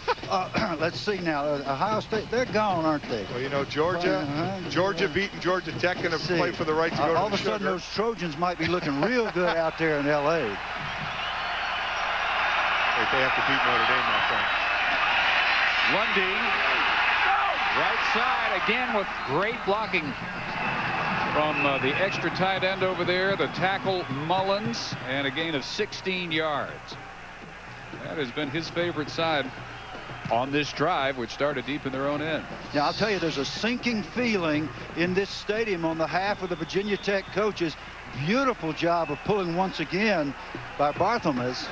Good gracious, number 62 really is good at that log block, turning up, smoking the linebacker, and Lundy's just ripping these big gainers, and they're coming off the goal line. They started at their 6-yard line into the wind. This is a big-time drive. Lundy over 100 yards now, 17 carries for 104. Not so much luck when he comes left this time, and he runs right into his blocker, D'Brickashaw Ferguson, as well as Coles Colas. Well, we talk about Lundy. We see him running the ball, but he has 49 receptions coming in to the game as well. But he does a nice job running in between the tackles and also breaking it outside when he has to. Same hometown as one Carl Lewis is Mr. Lundy. Boy, I like this kid a lot. A true freshman and doing it out of the backfield as well. As I said, 49 receptions. Most running backs in the ACC by a freshman. And with that loss, back under 100 yards now. 2nd and 16, Schaub, a floater, and he does not have his usual authority on these passes in this first half. No, and what happens in weather like this is extremely cold, dry weather. Even though we've had this little spitting, it's not rainy, the ball's not wet, but the texture of the football changes, and he's allowed it to affect his passing. The wind has affected his passing. He is not the same guy that has become the MVP for offense in the Atlantic Coast Conference, and he's going to have to get his accuracy back for them to have a chance. He's just 5 of 11 for 12 yards. In trouble again. Fumbles it out of bounds. Colas had him again. Boy, Colas is just all over the field. Well, Colas is teaching D'Brickashaw Ferguson a little bit about infighting, getting up. D'Brickashaw has these great long arms, but Colas is short, and he gets inside. He knocks D'Brickashaw Ferguson back, and then he's in the face of the quarterback. Uh-oh, punt time again, guys. Yep, it's always an adventure. True freshman back there. Higgins had one block. Dropped the last snap. Threw almost enough for a first down. And a shank this time off his instep will be marked out of bounds. Mercy at the 41-yard line. A 15-yarder. So his adventures continue. Not very many have been pleasant. 14-3 Tech. Thanks. Enjoy it, man.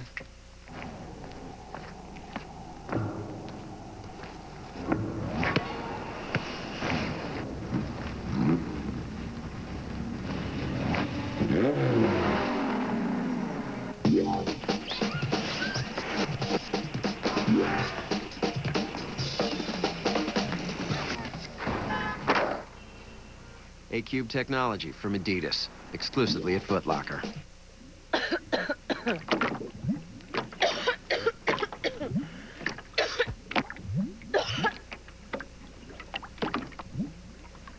Cough keeping everyone up? Skip the 4-hour cough medicine. Get the NyQuil formula just for coughs. NyQuil Cough. It's made to last all night for 8 hours of sleep. NyQuil Cough, that stops your coughing so you can sleep through the night cough medicine. From the makers of NyQuil. Ice. It starts out under your feet.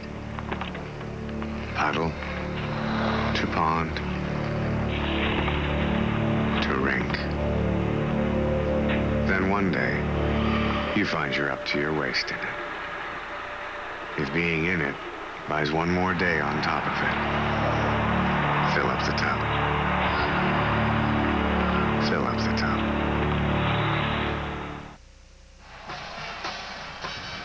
Well, what else could happen for Tom Hagen? True freshman from Roanoke had one blocked, dropped one through, nearly got a first down. This time shanked it off his instep and just got 15 yards out of it. So Virginia Tech, plenty of time, 2:03 to go. And all three of their timeouts will start from their own 41. In great shape to add to a 14-3 lead. Randall scrambling up through midfield. And Chris Fowler, what do you and the fellas have for us coming up at the half? Well, we got the highlights of the amazing story unfolding in the Bedlam series down in Stillwater with Oklahoma way behind. A backyard brawl that went down to the final seconds in Pittsburgh, plus one AA playoff scores. Lee and Kirk will join me coming up at the half. Dave? There were bumper stickers spotted in Oklahoma this week that said Les Miles 1-0 against Bob Stoops. Have to go 2-0. Short pass turns into a big gainer for Johnson. Down to the 10-yard line. 39 yards. Catch and run, mostly run for Richard Johnson. And a missed tackle. That's going to happen. You're out there one-on-one. You've got to make the tackle. See who comes up. Number 40, Willie Davis, head down, making a lunge. Breakdown. Just break down. Be in position to make the tackle. He's not. He makes a dive, and there you go. Yards after the catch. Not quite first and goal. Johnson reached the 11. Unfortunately for the University of Virginia, they're playing true to form. Their first half capacity to get so far behind, they're going to have to buckle up here. 1:07 still to go. We dream of stopping cancer. We dream of stopping cancer. We dream of shaping the future of housing. We dream of shaping the future of housing. I dream of curing Parkinson's disease. I dream of discovering new energy resources. I dream of ending world hunger. We dream. I dream. We dream. I dream. We dream. We dream.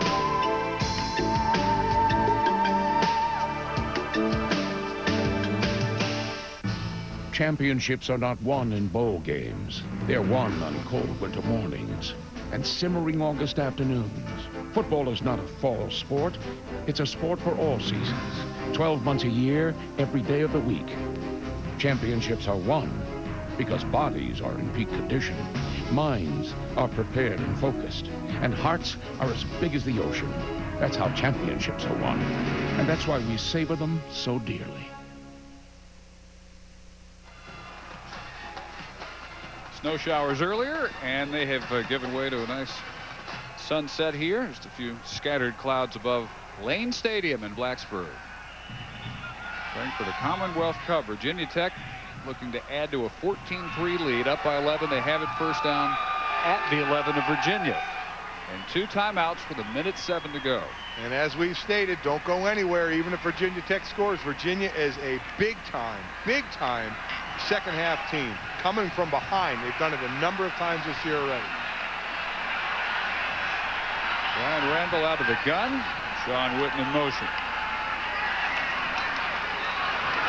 Fake shovel keeping Randall. Crowell drives him out at the 7. Stop the clock right at the 1-minute mark. All this field position began with the special teams emphasis of a Frank Beamer team. I said the first snap was perfect. It was not. It pulled him to his left, which helped the block by Hamilton. Touchdown.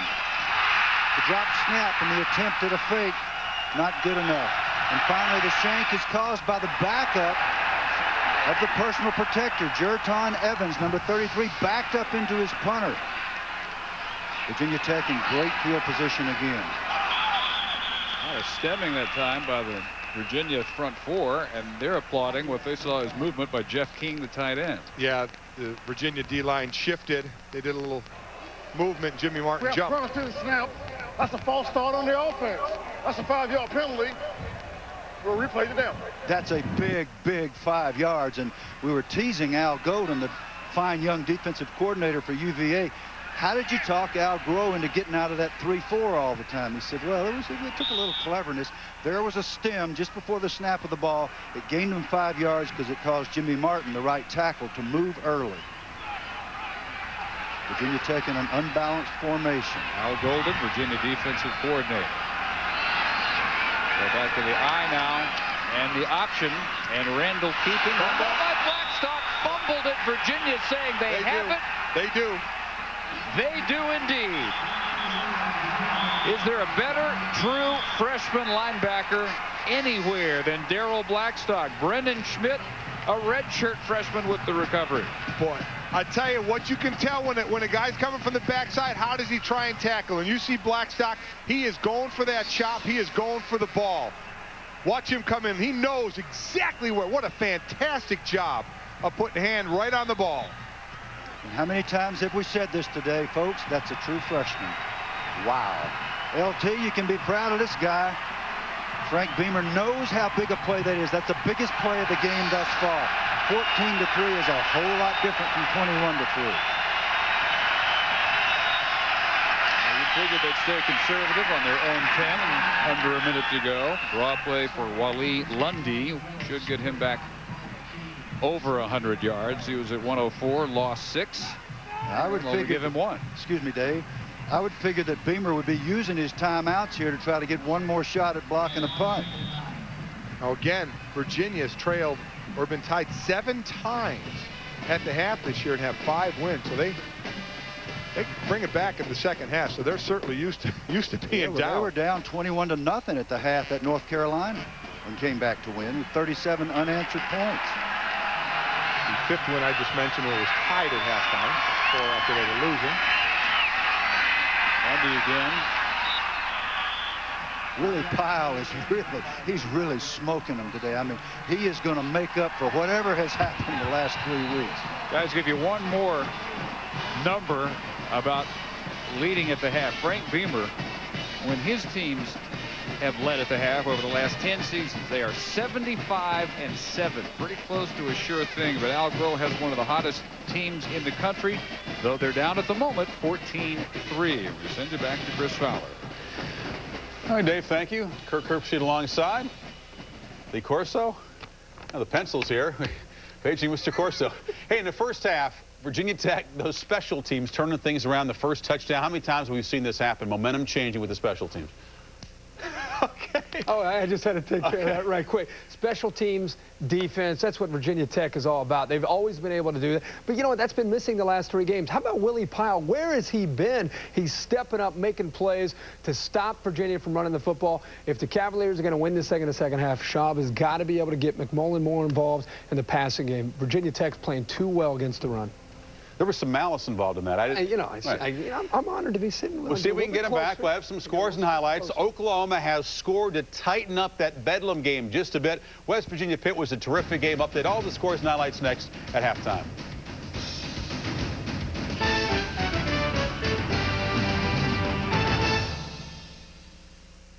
The Junction Boys, Saturday, December 14th, 9 p.m. on ESPN. Looks like real snow, huh? Didn't drop a needle. Pretty sure it's not toxic. And I've got your Noble Pine.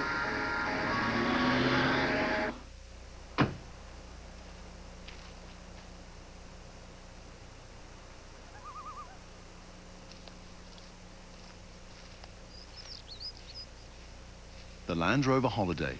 Begin your journey at your local Land Rover retailer for special leases and financing.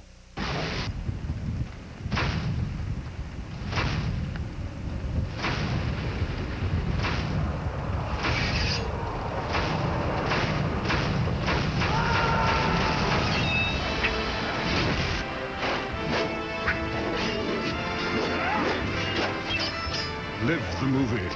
The Lord of the Rings, The Two Towers on PlayStation 2. Rated T for Teen. EA Games. Challenge everything. Championships are not won in bowl games. They're won on cold winter mornings and simmering August afternoons. Football is not a fall sport. It's a sport for all seasons. 12 months a year, every day of the week. Championships are won because bodies are in peak condition, minds are prepared and focused, and hearts are as big as the ocean. That's how championships are won. And that's why we savor them so dearly. I can do this in the morning. Honey, did you get Buster a gift? Sweetheart, he's just a dog.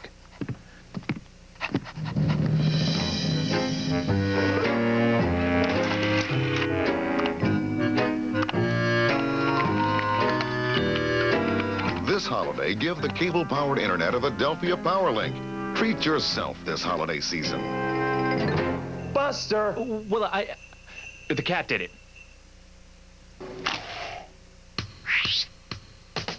Does your internet boogie? At Intellos, you'll find an internet plan that'll get you moving. From the fast pace of high-speed DSL service for $34.95 to unlimited dial-up access starting at $16.95, you'll never miss a step. All with the great service and reliability you've come to expect from Intellos. More ways to bring more people together. Now, welcome to our College Game Day halftime report. One of the more amazing stories unfolding today as you see the Hokies up 14-3 on the Cavaliers. Punt return for a touchdown set there. Punt block for a touchdown set that up. Oklahoma and Oklahoma State. A couple of years ago, Stillwater, the Sooners' national title run almost spoiled at the last minute by the Cowboys. Then, of course, last year, they go to Norman and knock off the Sooners, who were number 3 in the BCS at the time. Number 3 in the BCS is where Oklahoma sits right now. We know they're playing Colorado next week for the conference title. But Stoops' team still talked about the motivation to pay back the Pokes.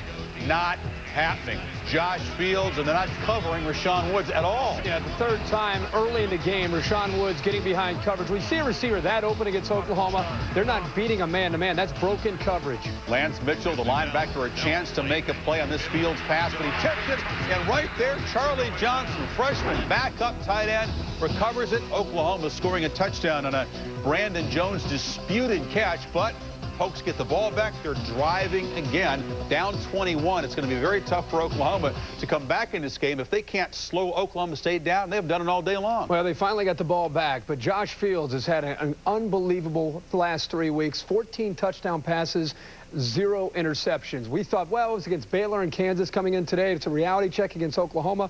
He's been able to play very well in this game, but Mike Stoops' defense, they've given up some big plays. It's very similar to the way they played against Texas A&M. All of a sudden, they're playing great football. You look up, and it's broken assignment, missed assignments, broken coverage. That's not Oklahoma defense, and they've got to be able to come up with some turnovers to have any chance of giving their offense a chance to put points up on the board. Looking over here, it's still late third quarter. There's still time, even down 21, but Oklahoma State just seems to have the Sooners' number. They do. That's 3 years in a row. They almost got them 2 years ago, and now this year again. Meanwhile, Oklahoma was still in the hunt for the national title. They believe they needed a Miami loss, and today the Hurricanes went up to Syracuse, their last road game, and an Orangeman team that had really struggled on defense all season long. You kind of figure the Canes might put up some big offensive numbers, and Ken Dorsey, second play of the game here on offense, hands to Willis McGahee, knives to the defense with thick ankles on the Orangeman side. He's off to the races, 61 yards for the touchdown. Well, he got the angle here early in the game and got the Canes off to the right kind of start. We always wonder what kind of team will show up. But today, Miami showed up ready to play. And early they showed up. 10 for 10, Dorsey to start. Andre Johnson the touchdown. Then McGahee cuts inside. This is in the second half. After he tweaked his ankle, he comes back in the ballgame. Ankle looks okay, I think. Well, it looks okay, and getting some good blocking. Typically, Willis McGahee, with those special runs he's had this year, how many times have you seen him breaking tackles? Today, he didn't have to worry too much about breaking tackles. Dorsey very efficient, 344 in those 2 touchdowns. Andre Johnson, the monster game. So now Miami just one step away. This Virginia Tech team you're watching right here has to come down to Miami. And even though the Hokies have stumbled a bit, the Miami fans we talked to, they're still kind of anxious because the Tech team does have a physical running game, and that's what Miami fears a little bit. Well, they fear that if you also have the ability to throw the ball with that physical running game, which puts a lot on Marcus Randall next week in that game, he's going to have to make something happen with the pass to give him the balance to stop Miami. But I think it all goes back to Miami. If you've looked at them all year long, the games where they've played really well, look how determined they are. Look at their determination early in the game and the way they've been able to start. And at times they have struggled, it's been because of themselves. When Miami's ready to play and they're playing hard on both sides of the ball, it's very tough for anybody out there to stay with them. I would agree. Elsewhere in the Big East, Pittsburgh and West Virginia, the backyard brawl. This was a great rivalry game. These teams back in the rankings for the first time as they meet each other since 1989 here. This is Rasheed Marshall. He's the sophomore quarterback for the Mountaineers, really improving what he does best right there. Avoid pressure, fires the ball downfield, and Phil Braxton, 79-yard touchdown. The Nears, after trailing a lot of this game, suddenly up by 2 touchdowns. Rutherford rallies the Panthers. Larry Fitzgerald, the brilliant freshman, the short catch here, runs it in. It's a 7-point game early fourth. They're marching down the field now, trying for a tying touchdown. Rutherford, in the desperation, 4th down play, buys time. Ben Collins knocks it down for West Virginia, and the Mountaineers a really satisfying win. Celebrated on the field in the snow. Looks like the Gator Bowl for the Mountaineers now. The Gator Bowl for the Mountaineers. I think many people thought Pittsburgh would get this game, win this game because of the way that I think they come together this year, the way they played against Miami. But what a turnaround for Rich Rodriguez and the Mountaineers this year. It's a 6-win turnaround, tied with Cal and Ohio State. Biggest turnaround in the country the last year to this year, 6 more wins. We'll come back. More scores and highlights ahead. We'll update the Georgia Tech game. It's the Hokies by 11. We have a Corso sighting? Yeah. Huh?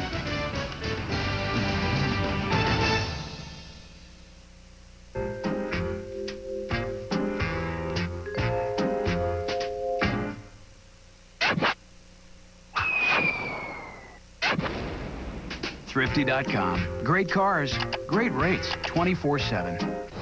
Now through Sunday, Zales is having a store-wide sale with savings up to 60% off and more.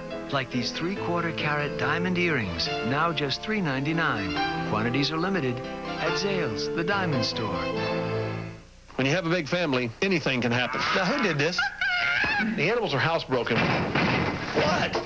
They just break the house sometimes. That's why I like the Black & Decker Mega Mouse. It sands faster, polishes, even gets into tight spots. The Mega Mouse from Black & Decker. We all lead such busy lives. But there is a place where redwoods stand tall and time flows slowly. Redwood Creek, where the tradition of slowing down and taking time has never been forgotten. An unhurried approach to winemaking that leads to a richer, more full-bodied taste. Redwood Creek, because good things take time.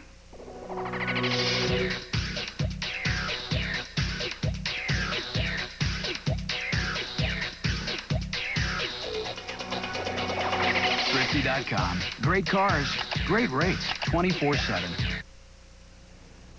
Welcome back to halftime, and welcome to halftime. I know. Well, I don't know where you were, but I hope you're watching the game. Wherever you give me some thoughts on the game. I went to 4 o'clock St. Anthony's Mass. They had 3 collections. And that's why I'm late. 3 collections. What have you seen so far today? Oklahoma really struggling against Oklahoma State. This is something you did not see coming. No, I didn't see that coming because Oklahoma, they made great adjustments and they really wanted it. But I tell you what, I think they were looking forward to the Big 12 championship game, and I think they went down in the tubes. You know, and remember, I said this, and excuse me, but the guys that go to Oklahoma State probably wanted to go to Oklahoma, but they wouldn't take them, so they get that vengeance. The Maloki eye you always talk about? Yeah.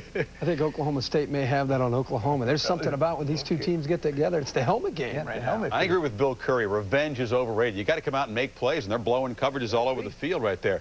Another good rivalry, Georgia Tech and Georgia, and there was some consideration that maybe Georgia might be looking ahead past their rival. I thought Georgia Tech would show up and play them tough here, but the Bulldogs at home in this rivalry game really come out inspired and efficient, executing well. Musa Smith, this is the first touchdown drive of the game, 7-zip Georgia as he barrels in.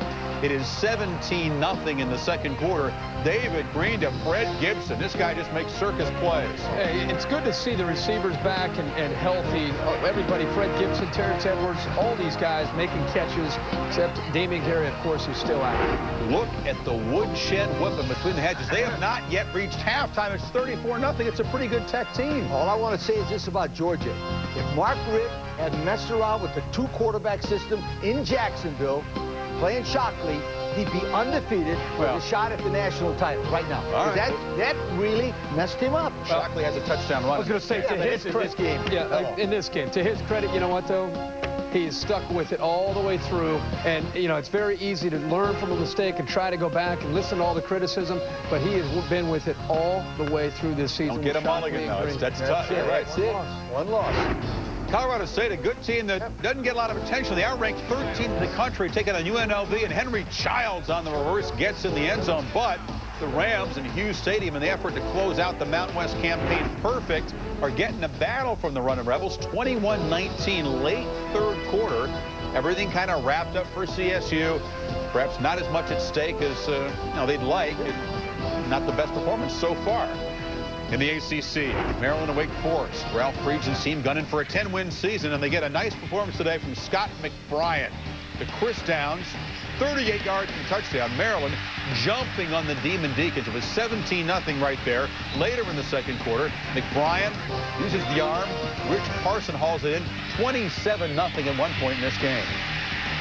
Maryland, if they had lost to Virginia, would have represented the ACC. Boy, last week, maybe another time where a team looks by another opponent, but I think Maryland, with Scott McBrien now a quarterback, gives them the kind of versatility within that offense that is what Ralph Friedgen's all about. Perry's back. He runs for 85 yards. First back-to-back 10-win seasons in school history. Boston College taking on Rutgers, and Brian St. Pierre to Derek Knight here. This is what you call one of them defensive lapses, fellas. Look at this. Oh, boy. Oh, boy. Somebody forgot to cover the back out of the backfield. 52 yards. BC rolls over the State University of New Jersey, 44-14. BC at 8-4. Still sub 500 in the Big East. A pretty good league. It shows you a good BC team. Not yet 500 in the league. They finished at 3-4. They beat Notre Dame. 8-4, you beat Notre Dame. Even 3-4 in conference play. We talked about earlier today. A lot of depth in the Big East. Much better this year as a conference. Meanwhile, in the MAC, they've already wrapped up the division title, but Marshall playing Byron Leftwich. He is limping heavily. Watch him, kind of in slow motion. Wow. Gets Ball State, throws it in the end zone for a touchdown right there. He's rusty. He wants to get some action in, but wow, he can barely move out there. There's the block punt. It turned everything around for the Hokies in the first half. The second half just minutes away now. It's 14-3, Virginia Tech. Hey yo, part 2, AI and J Kiss presenting the A6 from the wrist. Could tell us a straight switch. Now I'm the problem, and he's the answer. Soon as you try to guard up, you ain't got a chance to stop it. Any given time, he could pop it. The Reebok A6 is hot, go cop it. For 2K3, I rock the A6 on my new kicks. Take a few hits, it ain't nothing, I'm used to it. Trying to build a team, I'm the player you need. Hard like Willis Reed, top thief and score in the league. A zone, please. AI and J Kiss presenting the A6. It's all fundamental and basics. You've got mail. Know what you call someone who pays double for internet access? An AOL user. You've got a choice. There's only one internet. Why pay double to get it? NetZero gives you the internet for less than half the price of AOL. Only $9.95 a month. And you can download NetZero in just 2 minutes. NetZero. Get the access without the excess. Call 877 only $9.95 or visit netzero.com. I love students here at UVA because they are such special people in terms of what they bring to our institution.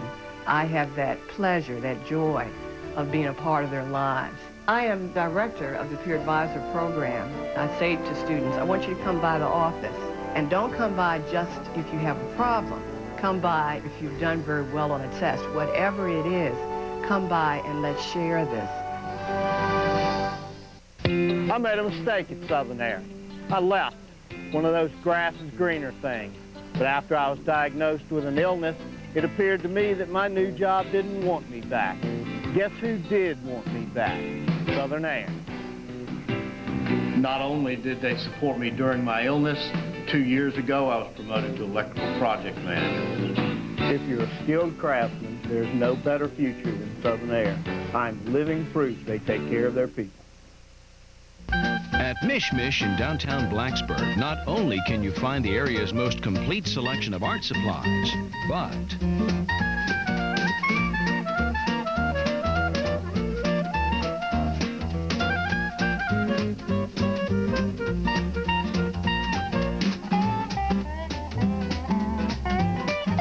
Mish Mish, downtown Blacksburg. Mish Mish, your store to explore. We still might be bracing for a wild finish in the Bedlam game. The Sooners, once down 29, are coming back. Trent Smith hauls in the Hibble pass. A lot of time left. Very early fourth quarter. Now it's a 14-point game. Bob Stoops being aggressive, taking some chances. You have to when you're down by 29. Went for 2 to make it 35-14, and then the touchdown pass there on 4th down to Trent Smith. I want to cover Rashawn Woods at this point. Yeah, he's already got the 10 catches and 3 touchdowns. Kentucky and Tennessee. Guy Morris sitting 4 starters for the first quarter, including Artos Pinner. Corners, tight ends, defensive ends also sitting out, and Kentucky just didn't show up today. This is a last game of the season, of course, not eligible for a bowl. Clawson to Derek Tinsley. Then again, Derek Tinsley hauling this pass in an efficient, workmanlike 8th win of the season for the Volunteers. They've been waiting for this all year long. It's been a while since Tennessee's had a chance to execute like that. Tennessee, a very young football team. They could be very, very good next year. Lorenzen 406 against Tennessee last year, 59 yards today. 1AA playoffs, Villanova gets by Furman by a touchdown, and Fordham rallies past Northeastern 29-24. They'll face Villanova next week in the quarterfinals. Maine, a 14-13 winner over Appalachian State. They're back in the quarterfinals, and Georgia Southern continues the streak. They're 14-0, never lost a first-round game, smacking around Bethune-Cookman. More first-round playoff games. Western knocks off Eastern in Illinois 48-9, and Western Kentucky all over Murray State. The winners of these two games, of course, will play in the quarterfinals, Western and Western Kentucky. And Montana, defending champs, 1AA 45-14 over Northwestern State. They will get the Montana State McNeese State winner. McNeese is the top seed in 1AA. Primetime game, Alabama, their quote-unquote bowl game against Timmy Chang and the Warriors out in Hawaii, 7:45 Eastern time tonight. The second half from Blacksburg, just a few minutes away. Lee Suggs and the Hokies trying to protect their lead against the Cavaliers, who've been a pretty good second half team. That's coming up.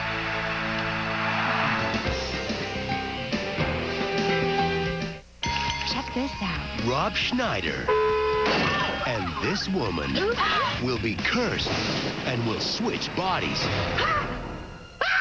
Now, they'll have to reverse the spell. Stay away from me! Or be stuck like this forever. I should have made love to you when I had the chance. Who was that? I think it was my old camp counselor. The hot chick. That's my man. I don't think so. Rated PG-13. See you December 13th. Name one gift that's a little naughty and a little nice. Old Navy Performance Fleece. Name something with a zipper that makes the holidays hipper. Half-zip pullovers. Survey says Performance Fleece half-zip pullovers are just $12 to $16.50 for the whole family. Wardrobe courtesy of Old Navy. Plus, this weekend, Friday through Sunday, you could win $25,000 in cash. See store for details. At BASF, we don't make the mattress, we make it softer. We don't make the boots, we make them drier. We don't make the car, we make it more colorful. We don't make the snowboard, we make it stronger. At BASF, we don't make a lot of the products you buy, we make a lot of the products you buy better. BASF. 14-3, Virginia Tech. As we begin the third quarter, Virginia Tech will get the ball. Coming in, trying to end a 3-game losing streak. It's been 10 years since they've lost as many as 4 in a row.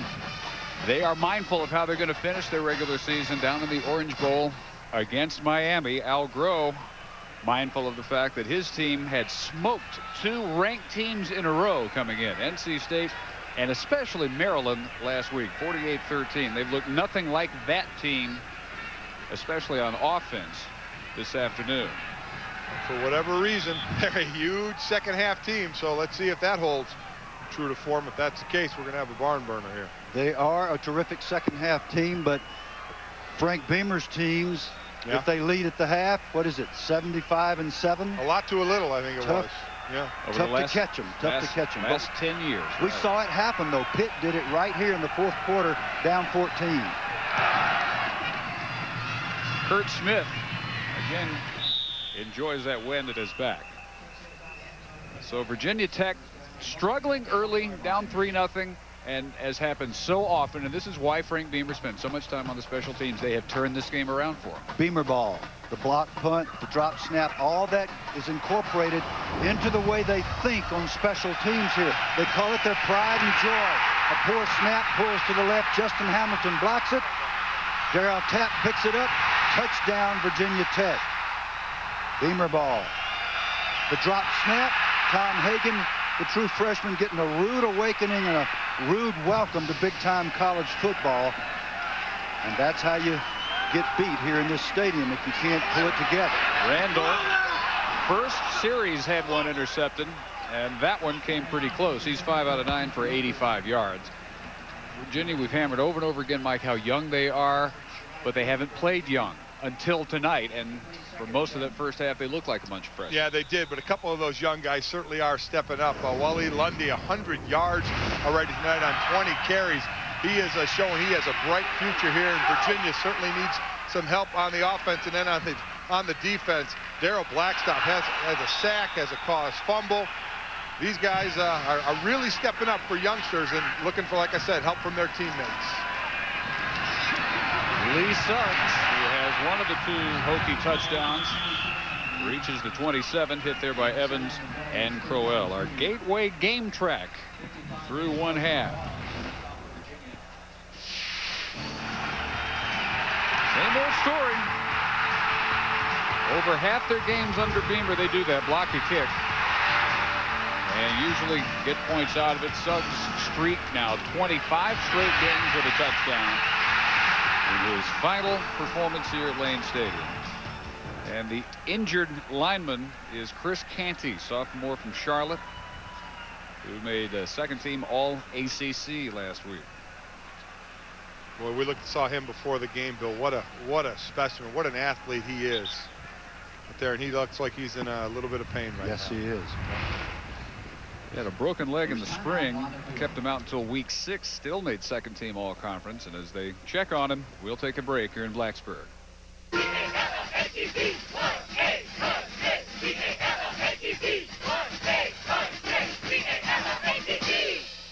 Sorry about that.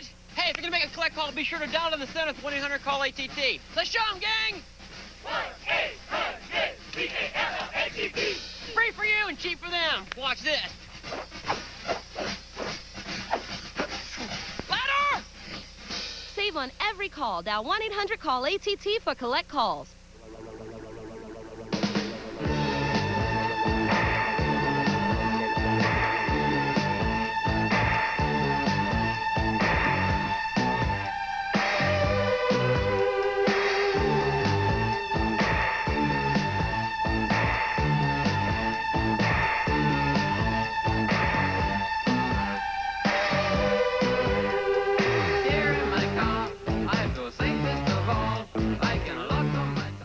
Driving down the road, I spot a dead emu. Having just lost my girlfriend, I decided Mike looked nice mounted in my pool room. However, it quickly becomes apparent that he's not dead. Not at all. I was a touch worried. Until I awoke in a pool hall frequented by a local sorority. And I ask you, was this coincidence or part of something bigger? We moved into a new house where Mom got this great new job. I heard her talking to Dad about doing the right thing with her retirement money. Something about rollover, which gave me this great idea. Come on, BB. Come on. Roll over. Roll over. I'm just gonna turn your body this way. Our pro rollover was easier. It must be. No-load mutual funds from T. Rowe Price. Invest with confidence. Chris Canty had the leg problem early in the year. This looks like an elbow. Yeah, you're going to see on the number 95 there, the 30 is going to come, Jerton Evans, and hit him right in the left elbow as he's going for the tackle. It's like you got hyperextended in there. Lots of nerve endings in that elbow, but hopefully it's not serious. So as they check on him, Randall and the Hokies have a 3rd and 3. And he's had a good day. 8 tackles from the defensive end.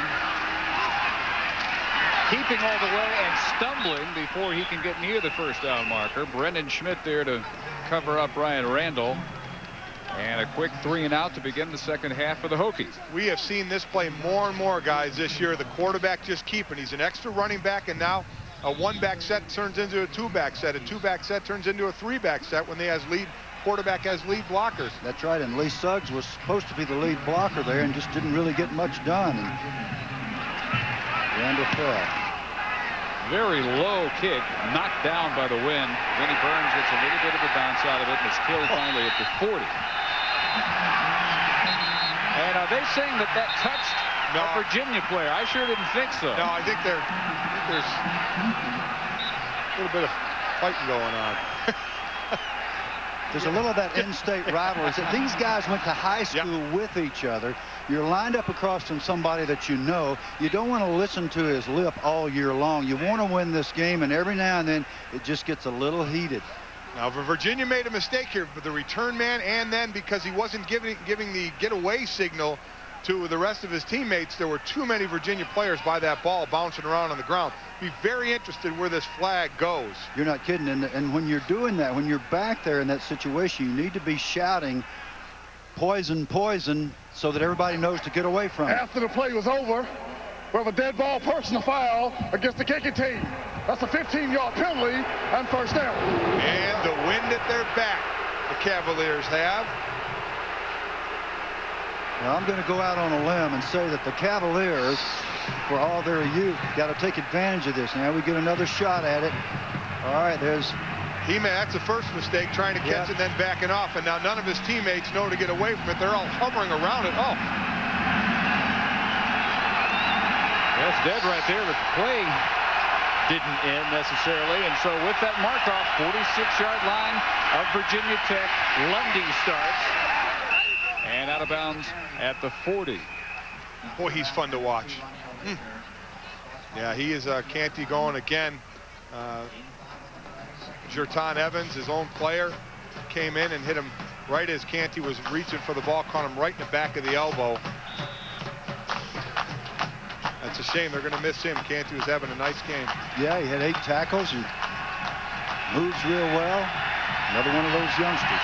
Backup quarterback Marcus Higgins again in at a wideout, and he was the intended receiver here. The ball bounces. Another poor throw by Shaw, but incomplete. Let's check in with Chris Fowler. Fellas, you can debate the wisdom of playing Byron Leftwich on one leg, but you cannot dispute his heart. Against Ball State, on one leg, he's 18 of 21, over 200 yards and 2 touchdowns in a quarter and a half.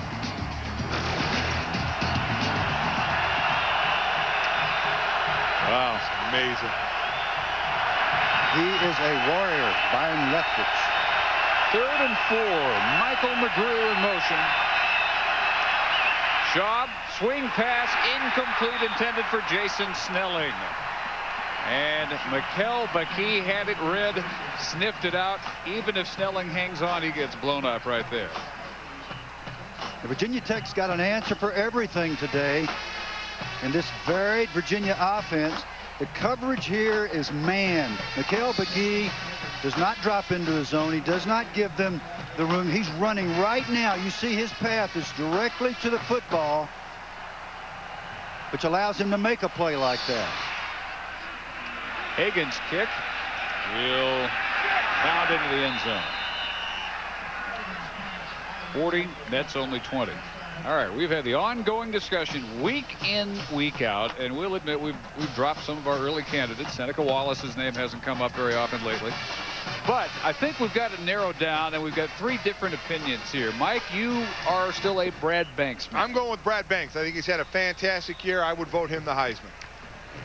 Bill, you're still a Ken Dorsey man. Ken Dorsey, undefeated, 35-1, leads his team, wins them all.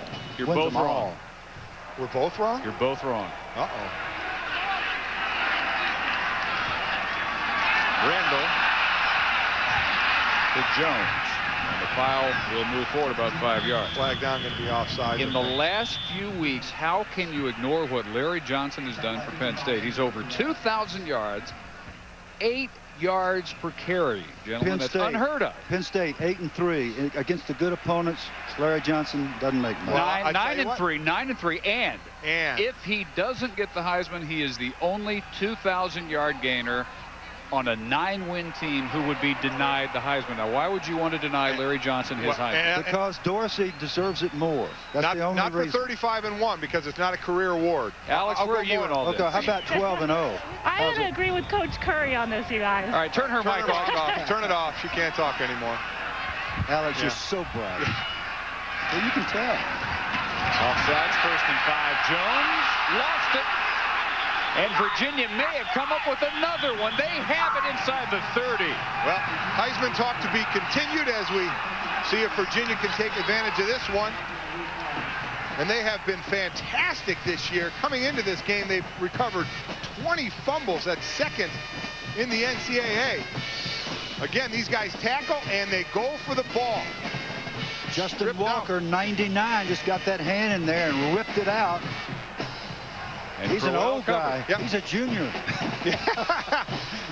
Staten Island, New York. Look at that. That's how you get the ball out.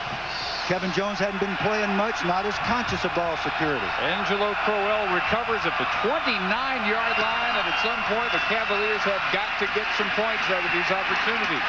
Lundy turns back into the pile and will do well to get a couple of feet out of this one. He was right at 100 yards at halftime.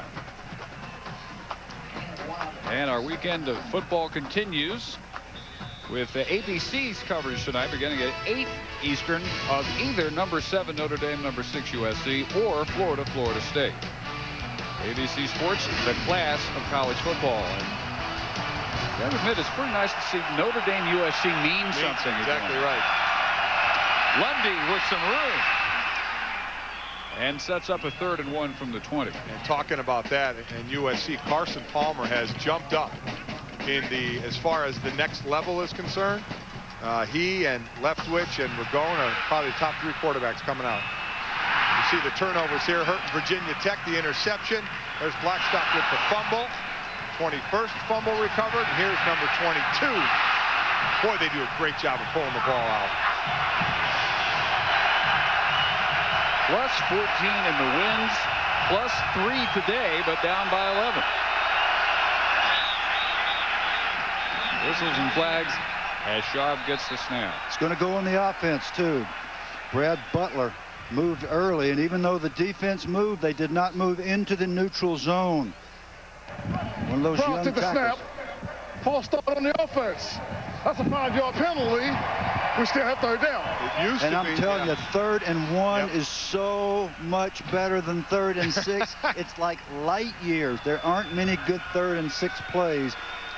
Virginia Tech's defense, having been much maligned the last 3 games, has risen to the occasion, and this young Virginia offense has got to produce here.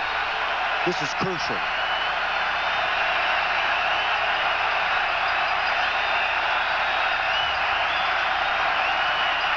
Draw play Lundy. Lots of room. Cuts it back. 1st down inside the 15. That's some of the best blocking we've seen from the Cavs up front all night. 11 yards. And what a wonderful call by Bill Musgrave, the offensive coordinator for Virginia. Schaub struggling throwing the ball. Beautiful blocking up front. And good lead blocking by Case Luzar, the fullback, with the unusual fullback number of 86. Nice job. The guys up front, the big guys, got movement. Virginia Tech could get that little sinking feeling of giving up too many 3rd downs with running game plays. Well, 1st down. Luzar, former walk-on tight end. That's why he's 86. And Lundy bunched up. Good first by Bakee. Down to Alex.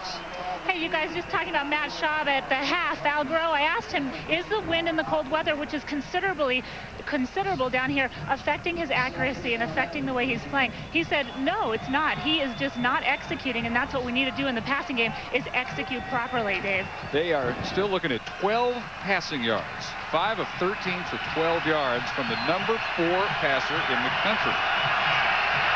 Briefly lost his job after struggling early and won it back and has been one of the best in the country ever since. Heath Miller, a touchdown machine at tight end, has his 9th of the year. Boy, oh boy, we talked about Heath Miller at the top of the program. Now 9 touchdowns, came in with 28 receptions, close to every 4 times he caught a ball was in the end zone. I mean, that is incredible. 6'5", about 260. Andy Heck, who went to Notre Dame and is now a graduate assistant here and coaching the tight ends, said, you got to talk about this guy. He is a prospect right here. Good job catching and avoiding the tackle and getting in the end zone. But Hughes hooks the extra point, and it's still a 5-point game. Heath Miller has set a new ACC record for a tight end with his 9th touchdown catch of the year. Another redshirt freshman.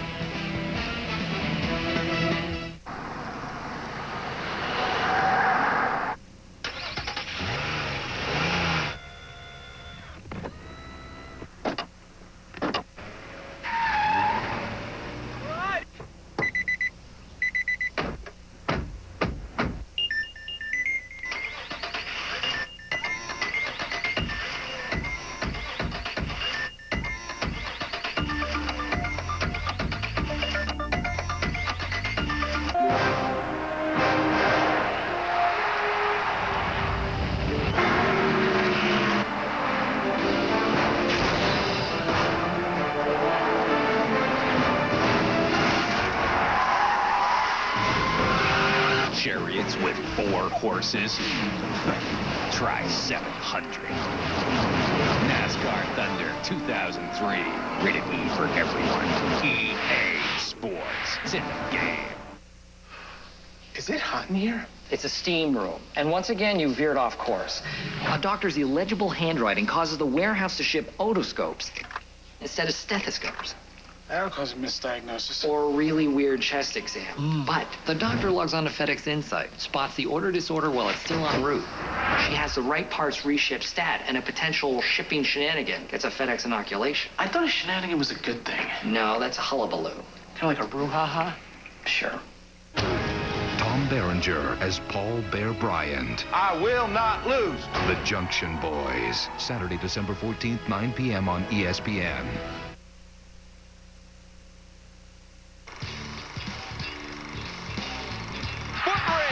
Brandon Myree, touchdown!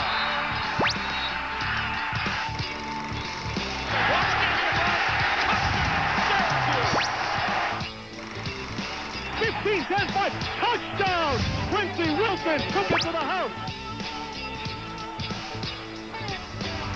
The mantra in Blacksburg has been, we're 3 or 4 plays away from still being undefeated, still looking at a possible national title. But those 3 plays and maybe 1 or 2 others have knocked Virginia Tech out of that picture all the way down to 19th in the country from 3rd. And suddenly, what looked to be a pretty solid lead in this cross-state rivalry is in jeopardy after Kevin Jones' fumble leads to Heath Miller's touchdown. Well, I know you have to, I'm sorry, Bill, I know you have to sell the fact that we're a few plays away, but let me tell you what, when you get run on the way they did, they got their noses bloodied a little bit along the way. When you're giving up 40 yards a game and suddenly you're giving up 266, yeah. That's not just a couple of plays, that's missed tackles. They've done better today, but they just blew a coverage on that touchdown to let Virginia back in the game. With the win, they have to hold it for Curt Smith. And finally, one will be returned. Suggs from the 1. He's Suggs out to the 38-yard line. And another look at the latest touchdown by Miller. Yeah, you'll see Heath Miller here now coming across the field, all the way across the field. Somebody has blown a coverage. This is man. There's nobody on him. And then the missed tackle here. And he's gone to the end zone. Michael Crawford, God bless him, Michael Crawford playing under extremely difficult conditions. You got to admire his courage dealing with the cancer situation and out here playing football, but he did miss the tackle. Suggs, as the snow returns. Now, Michael Crawford is just a remarkable story, and they still don't have a full diagnosis, do they, Alex? You know what? I asked actually today, and they did get back a biopsy that they took 2 weeks ago to kind of give him a definitive answer whether or not he has lymphoma. That came back without an answer, really. I guess it takes maybe up to 3 to 4 tests before they can actually know. They say it's likely he does have cancer, but he just wants to play football until he knows exactly if he does or not, Dave. Well, if it is cancer, they're optimistic that they're catching it early enough, and that obviously he's so young and in such good health that he will be able to beat it. But how much do you have to love and admire a young man who wants to be out here with his teammates? I can't imagine anything better than that for Michael, or as a lesson for all the teammates and frankly for the rest of us. Alex? Yeah, Coach Curry, actually, Coach Beamer told us that every time he sees him, he has tears in his eyes. He can't believe what this kid's going through, but he says he is so positive and has brought just such a positive aura to the team that they just love having him there. Well, Michael's not got tears in his eyes, does he? No way. Just wants to play ball. You got to love that. Probably a safe haven out there to be with his buddies playing football. Mark off a 5-second and 11. Quarterback draw. Randall weaving to the 42. Into the arms of Crowell. Very important to understand about field position. This wind is swirling, but the prevailing wind is still against Virginia Tech. So they take the kickoff and get the great return by Suggs, and they're not down there inside their 20-yard line. They're outside the 40. If they can maintain this football and at least change field position, it means a lot as they use up the third quarter with the wind in their face. Alex may disagree. Don't you have to love this? This is great football. No rivalry. What else do you want? Randall scrambling. Are you kidding me? Look how close he comes to a first down. I think he's about a foot short, but by all rights, he should have been 5 or 6 yards short. Incredible movement by Randall. What an athlete back there. Footwork, just avoiding people, avoiding linemen. Now, again, he should be able to avoid the linemen, but you got a linebacker out there. It's like Blackstock missing the tackle. You had a DB coming up out of coverage missing the tackle. Now they're going to be short. And boy, I tell you what, in this situation, Bill, I think you've got to punt that ball away. Yep, but look who ended up knocking him down when it was over. Blackstock tracked him down and made the play, and that's what great football players do. Future is so bright for number 56. Oh, yeah, this isn't even a question here. It's going to be tempting, though. Blackstock's, he may look at this as a down year. Yeah, that's true. He had 29 sacks as a high school senior for state champion Heritage High, Newport News, Virginia. He had 22 sacks at Fork Union Military Academy last year and came in with a mere 9 to lead all the nation's freshmen. 51 sacks in 2 years. There are entire conferences that don't produce that many sacks, much less off one play. This shank by Vinnie Burns is returned on the run by Hagans at the 29-yard line, just 31 yards on this kick. Boy, punters are having a miserable time down there. 14-9 Virginia Tech. McMullen continues his climb up the all-time ACC list. Before this family of spies can save the world, Don't shoot! they've got to save themselves from each other. If you're attempting to sabotage us, I'll blow your head off myself. Alias. Operation Peacekeeper. A new episode Sunday on ABC. Nice. One day you find you're up to your waist in it. If being in it buys one more day on top of it, fill up the tub. I use the dish to make these cookies out of sauerkraut. Dish, snowman, don't melt.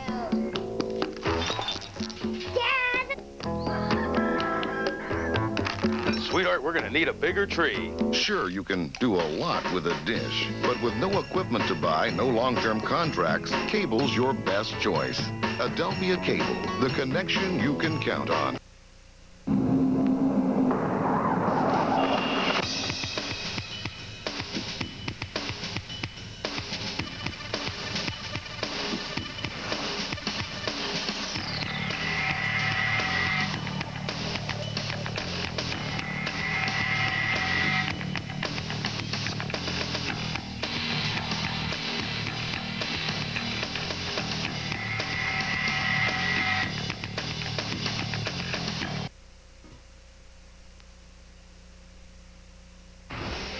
ESPN's presentation of college football brought to you by Gateway, a better way, and by Saab.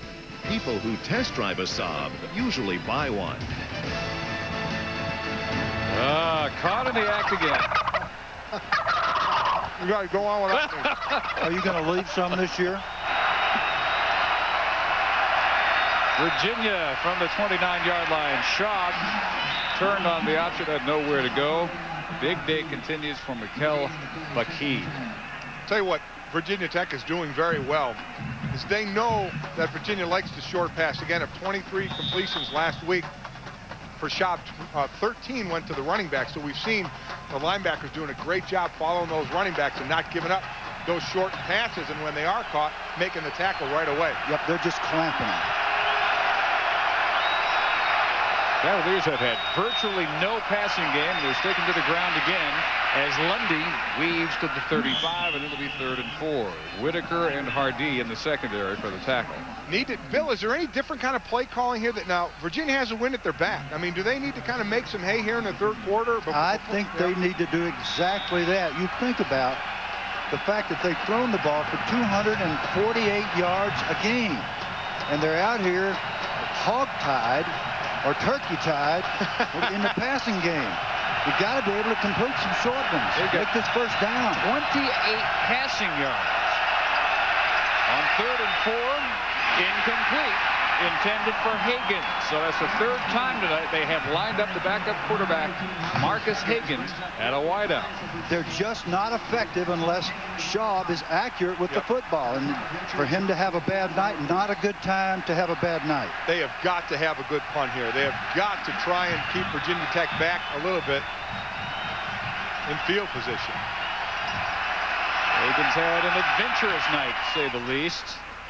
Gets off by far his best effort. Johnson returns it 8 yards, caught by Ryan Sawyer. It's a 45-yarder by Hagan. 6-0 into the 3rd, still Tech by 5. Now through Sunday, Zales is having a store-wide sale with savings up to 60% off and more. Like this 2-carat diamond bracelet, now just $4.99. Quantities are limited at Zales, the diamond store. You have done me a great injustice, Johnny. This is not fit for a man. New Blistex Clear Advance. For men, Johnny. For men. It's shine-free with tough protection, and I know about protection. New Blistex Clear Advance. For men. Only Remington has the most cutting blades, the fastest cutting speed, and the most total floating head action. How important is that? Well, how important is a close, comfortable shave?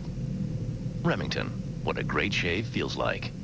On this Sunday's NFL Countdown, can anyone say Michael Vick? Vick. I think for Mike Vick, the thing that There's an unmistakable buzz surrounding the play of Michael Vick at quarterback. Play by Mike Vick. And the Ricky Williams diet. He eats opposing defenses. Plus more. We're going to stir it up here a little bit. Madden. We'll have crazy turkey all over the place. And previews of Thanksgiving weekend, including the Bucks and Saints. Still hungry for some football? Sunday NFL Countdown, 11 a.m. on ESPN. He turned boys Well, that's how it's done. into players. He turned players into champions. Tom Berenger as Paul Bear Bryant, the Junction Boys. Saturday, December 14th, 9 p.m. on ESPN.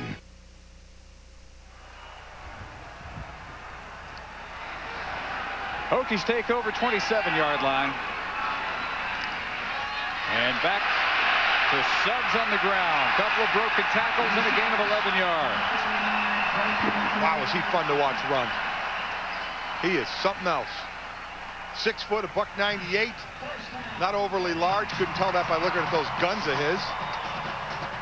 But he makes just some nice subtle moves to make you miss. They clocked him at 4.27 in the 40. Michael Vick was clocked at 4.25. Fastest quarterback in history. So Suggs is in that neighborhood even after the knee surgery that cost him almost all last year. Back to him again. And hit at a 44 by Jerton Evans. We check in with Chris in the studio. Oklahoma State shoot about 7.5 minutes, kicked a field goal to go up 17. The Sooners desperate to cut into that. Trent Smith hauls in his second touchdown catch. Still, though, a 10-point game. Sooners calling timeouts, trying to get the ball back in Stillwater. Well, the second year in a row where Oklahoma's national championship hopes apparently going to end with the loss of a state championship. Although they have made that competitive. Suggs, little juke. Nothing there this time. And the Hokies will have a third and about 3. Again, Bill's talked about it, the field position game here. That's why plays like this, 3rd and 2 at the 48-yard line, is very, very key as to whether Virginia Tech hangs on to that ball, try and run the clock out till they this quarter till they get the win. Pretty good job by Virginia. Again, outsized up front, holding the line of scrimmage. So 3rd and 2. Suggs most of the way at tailback, fake to him this time, and Randall's pass batted down to the line of scrimmage. Evans. And Virginia Tech is now 2 for 8, 25% in their attempts to convert on 3rd down in this football game. And it's not very often that a safety's in there. He's in there in a blitz situation. He gets picked up, but Evans gets that great vertical jump and gets up there and gets a piece of that football. Put him in the critical armpit. time. You're not kidding. Wow.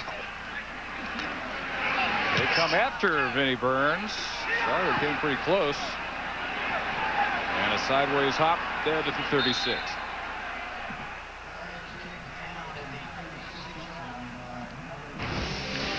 ESPN's presentation of college football, brought to you by Nissan and your Nissan dealer. And by FedEx. Ground, international, online, or express. Don't worry, there's a FedEx for that. Wind chill was 30 when we kicked off. Oh, these people are nuts. IQ probably also around 30 at this point. As Jason Snelling, true freshman fullback, gets a rare carry. I think Musgrave runs a real risk right here, meaning the offensive coordinator for the University of Virginia. If he goes conservative and doesn't throw the ball at all, he doesn't give Schaub a chance to get untracked while he's still got the wind at his back. He's got almost 4 minutes. Virginia needs to keep throwing the football. That's how they got here with this good record. They need to continue and make it work. Virginia defense doing its job lately. Short toss Lundy with a block by McMullen. Brought down at the 44. McKee, another tackle, along with Brandon Manning. And McKell wanted it known that his name has been mispronounced his entire career. It's not McCall. It's not Michael. It's not McHale. It's Mikkel, although it's spelled M-I-K-A-L. So this is the beginning tonight, Mikkel McKee. 3rd and 2.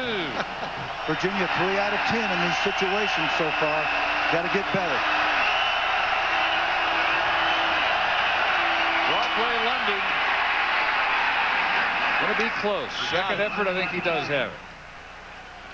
If he's going to get it there, you're right. That was a second effort. Now, they did that on 3rd and about 5 or 6 last time out, and they made it easily. It looked like Virginia Tech was ready for it, but just weren't able to bring him down. We got Mikkel McGee for 11 individual tackles here so far. He's got that nice knack of taking on a blocker, getting off the blocker, Luzar there, and making the play. And even though they made the first, they didn't make much. Word, by the way, on D'Angelo Hall, will not return. More back problems. Tried to go. Just didn't stay in there. Heath Miller has a short toss. Short toss for us. Back to Chris. Well, the CSU team that beat Virginia way back in August, trying to close out the Mountain West campaign undefeated. Watch this. Bradley Van Pelt gets away with a 2-point conversion, finds Joey Kapari. They tie it with UNLV 30-30, fourth quarter. Boy, where's UNLV come from? Wow. You're not kidding. Challenge the number 13 team in the country like that. Don't ever count John Robinson out of anything. Under 2.5 minutes in the third quarter. Schaub, reverse McMullen. Out in the open field. He cuts back, has a first down. Still on his feet inside the 35-yard line. At least twice earlier, they faked this play. They finally go to it, and it gets them 19 yards. And they got exactly what they wanted, with one exception. The aggressive Virginia Tech defense all ran toward the initial action, except Vegas Robinson, who stayed home. Number 6, you see him in hot pursuit, and he can't catch him. Vegas made the right decision. He just couldn't run fast enough to catch McMullen. That long stride.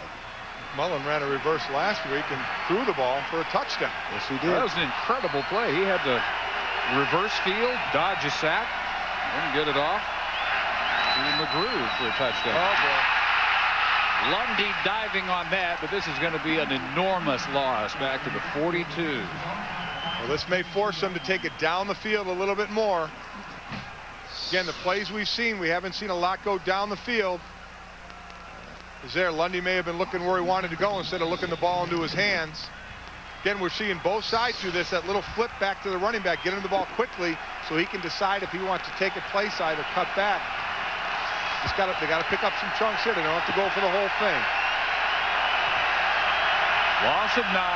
Higgins out of the backfield in motion. Fake to him. Now they'll throw it. And Higgins unable to get free in the open field from Brandon Manning. What a nice tackle. Brandon Manning. Mike, you've talked about it so much. These guys come up and try to blow somebody up. He came under control, kept his feet under him, and made the play. Got the guy on the ground.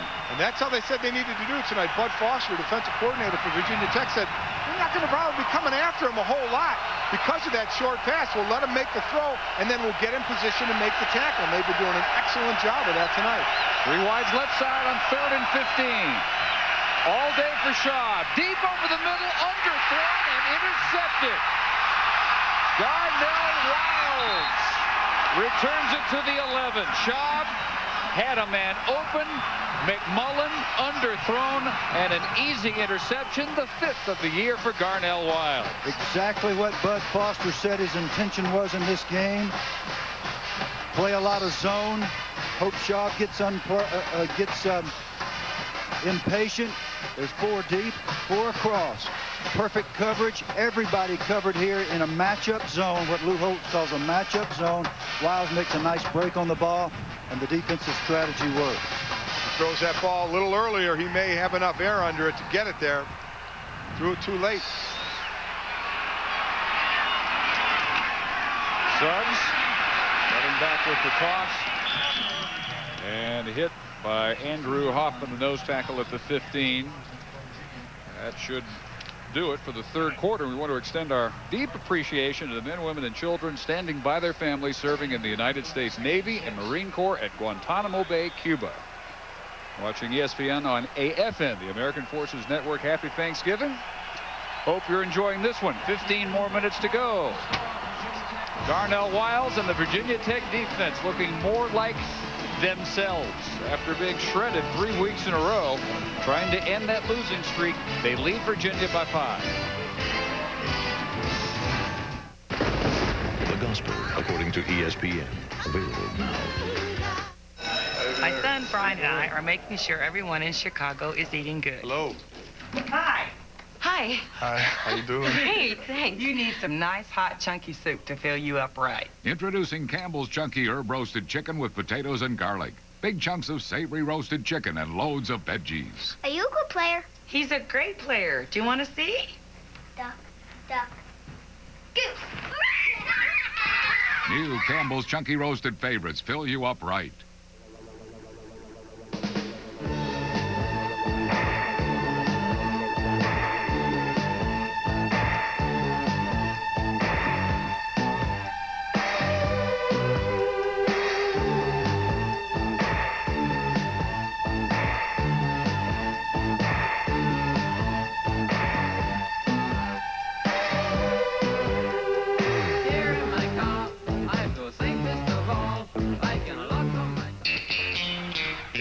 On one thing this Thanksgiving, make sure it's from our buy one get one half off sale at every Foot Locker, Lady Foot Locker, and Kids Foot Locker. This sale is better than back-to-back football games. Buy anything you want, even stuff already on sale, and get the second item for half off. So hurry in today to the buy one get one half off sale at Foot Locker, Lady Foot Locker, and Kids Foot Locker. Just remember, it's going on now. With savings and selections this big, it's more than a sale. It's an event, and we'll give you a reason to celebrate, because this is the one sale to be thankful for.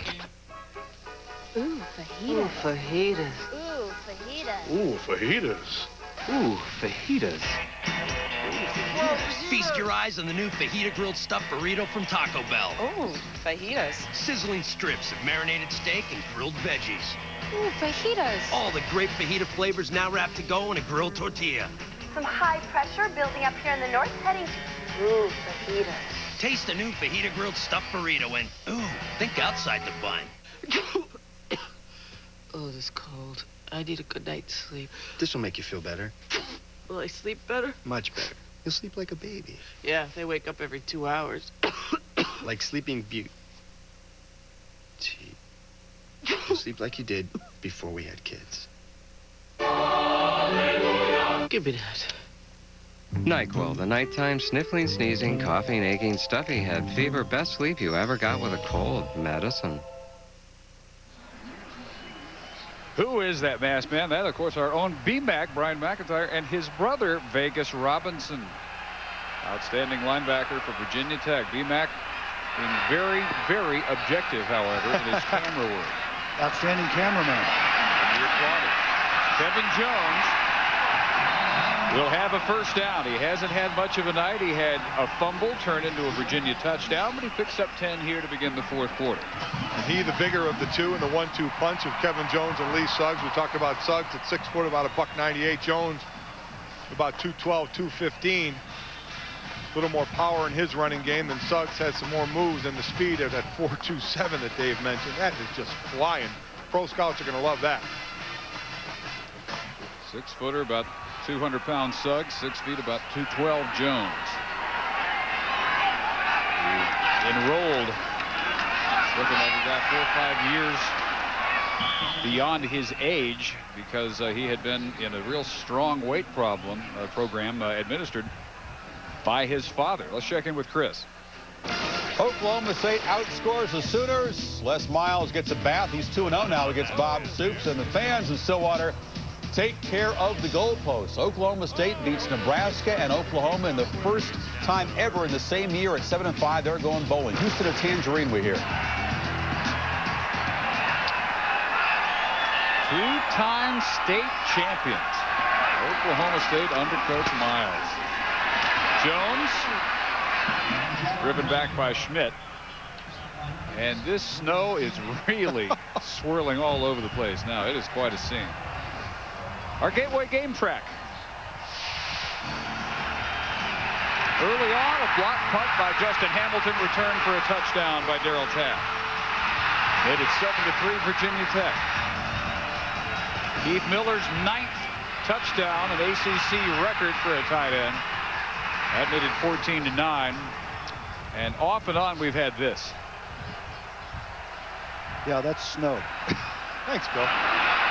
Well, missing Randall on a blitz, turns it up for a first down to the 47. 13 yards, and maybe the best runner on the field for either team tonight has been Brian Randall. He certainly seems to be, and it's very important to keep what's happened in perspective here in the second half. Virginia has squandered field position and the wind, has missed an extra point. Now Virginia Tech has the win and is marching methodically down the field against the young Virginia defense. Is Virginia closing the gap talent-wise? Yes, they're playing Tech much better than they did a year ago, but they're going to have to close the deal against the win. Back to work goes Suggs and fights his way to midfield. Well, you talk about a few plays in a game, Bill, that can make the difference. That one there, 3rd down and short.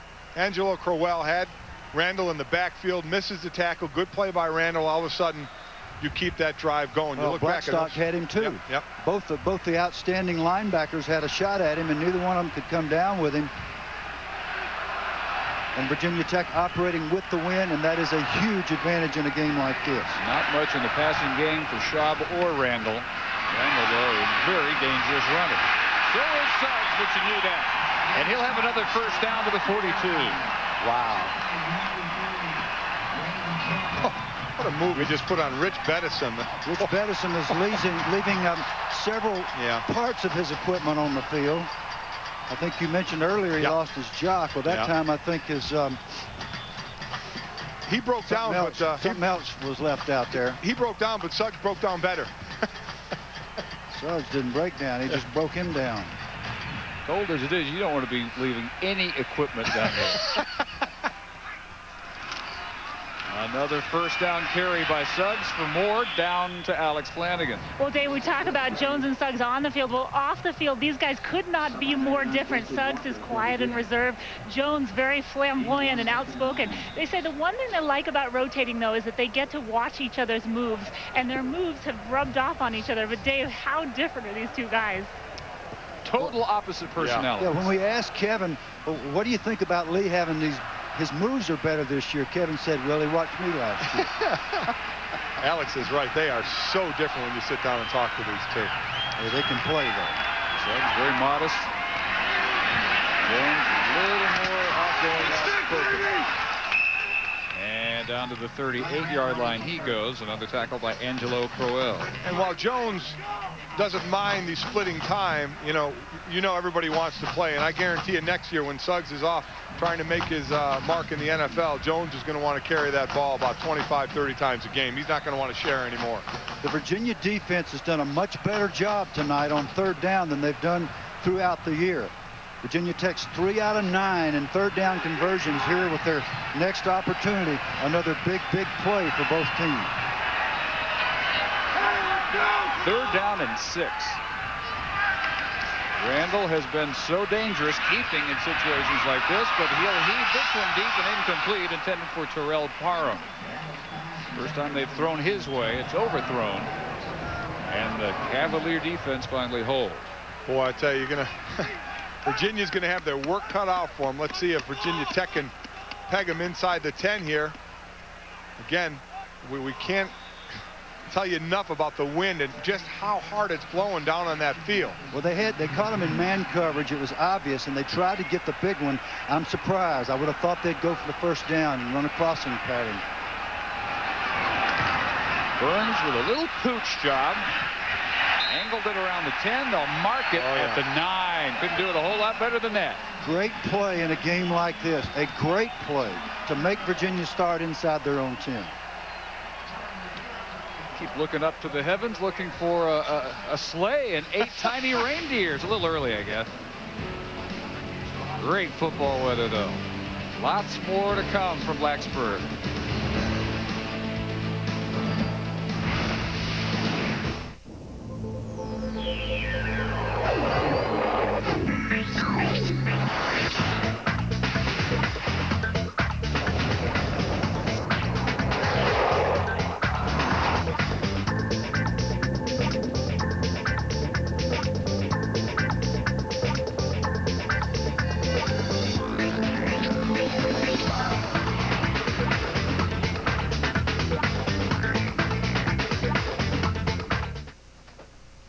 Thanks. Enjoy, man.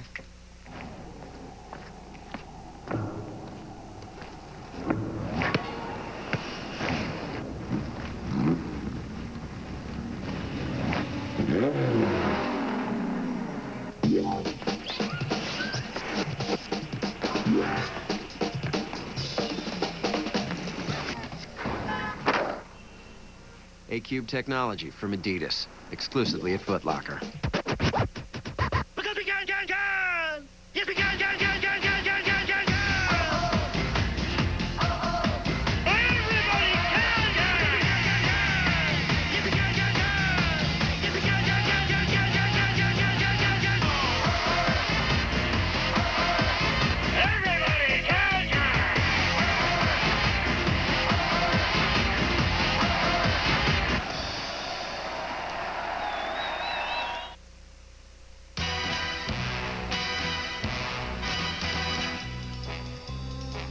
Bond. James Bond.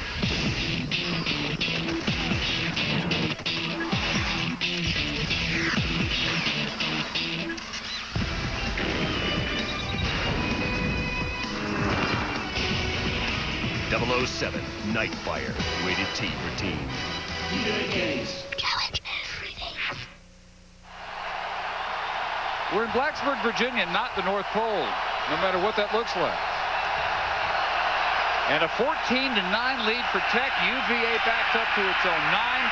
They give to Lundy maybe a couple of yards as we go down under 10 minutes.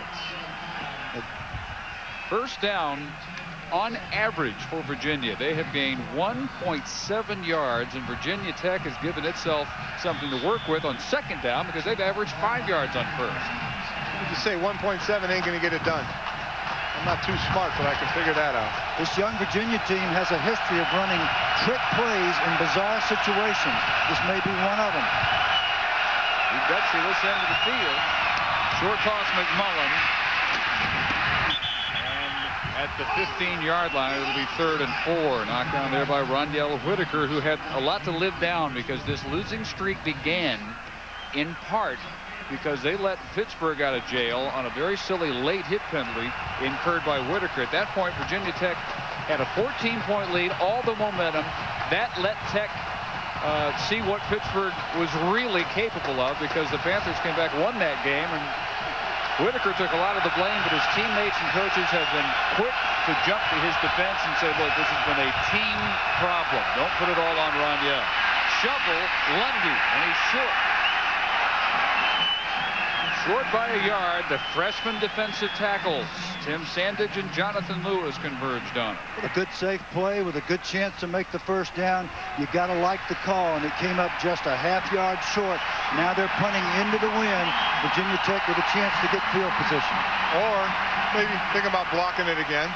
Or play some more Beamer ball and just bat it back in the end zone and cover it up. Richard Johnson standing at midfield waiting for this one. Hagan tries to bore it low into that wind. Johnson comes up, reverses field, and down to the 44-yard line.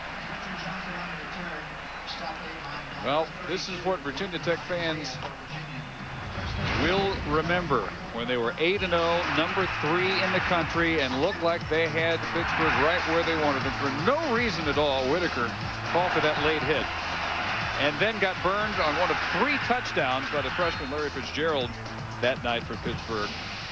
And the Panthers came back to win it. Virginia Tech followed that with 2 more losses. In good shape here with a 5-point lead. First down at the Virginia 44-yard line. Jones with some room to juke. Kelvin Jones down to the 23. What a move he made on Jerton Evans. Are you kidding me? These two are unbelievable. Fantastic blocking as well. The Virginia defense couldn't get off their blocks, and all Jones had to do was just keep picking his hole. Watch the stutter stepping. East and west. He starts right, goes left, and the kick back outside. Great blocking. Good job by Jimmy Martin. These guys do a great job of going east and west, but then as quickly as they can, change it to north and south and get those positive yards. 21 yards for Jones, give him 57 on the night. And back up the middle, tried to spin off the pile, and he'll pick up 4. Again and again, the Virginia defense has been called upon in very difficult situations like this, and they have come through and kept their team in the football game so far. This can be one of those defining moments in a program. We've talked over and over about whether or not the talent gap has closed between these two teams. Obviously it has. Virginia's a much better football team than it was a year ago, but this is their chance to see if they can get another stop and keep their team in the game in the 4th quarter. Second down and 6. And again, Jones in the middle, bounces off the pile and does get extra yards this time. It'll be 3rd and 1 from the 15. Don't forget, 7:45 Eastern tonight. More college football Saturday presented by the U.S. Postal Service as Timmy Chang and June Jones Hawaii Warriors welcome Alabama in what will have to settle for the Crimson Tide as their bowl game this year. From Honolulu, number 3 offense in the country against Alabama's 3rd-ranked defense. Gut check time for that Virginia defense. Frank Beamer does not want to try a field goal. 3rd and 1. Suggs, 1st and goal. Well, that was just fantastic blocking. Luke Owens, the guard, pulled and he didn't even have to hit anybody. Nope, that's because Jake Grove, Jacob Gibson, and Anthony Davis, the left side of the offensive line for Virginia Tech, got those big pads down and moved those feet And look at the hole. Look at open. Boy. Beautiful. Great job of blocking. That's offensive line play the way it's supposed to be done. And Virginia Tech now close enough to smell a possible clinching touchdown. The Untouchables, one near 100. Jones, the star of this series. And Suggs will go over 100 as he reaches the 6. There is no doubt Virginia has to hold him to a field goal attempt, guys. I mean, to make it 17-9, then Virginia would have a touchdown and a two-pointer to tie it up. So this is two in-state rivals that are battling every inch of the way. Angelo Crowell giving up nothing. Maximus with the big hit there on Suggs. Suggs usually runs over people in this territory. Season turned around for Virginia when they shuffled some folks on the defense after losing 35-14 to Penn State. They have been a completely different unit. But can they keep their offense in the game here? Suggs off tackle, touchdown!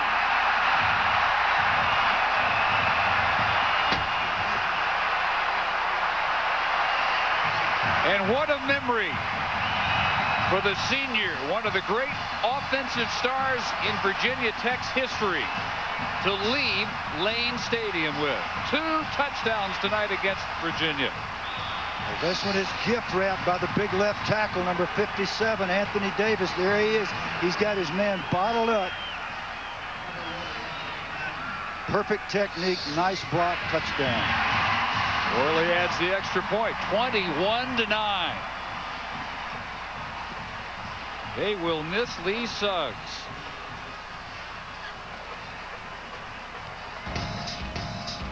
17th touchdown on the ground this year for Lee Suggs. All set up by Jones.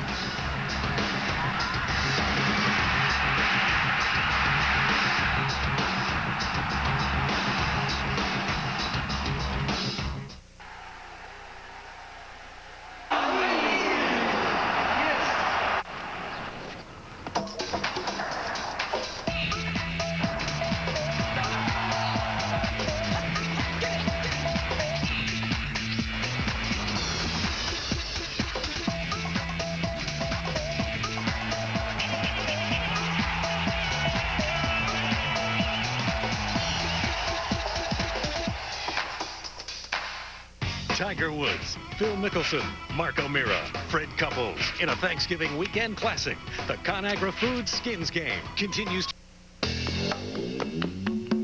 I use the dish to make these cookies out of sauerkraut. Yes, snowman, don't melt.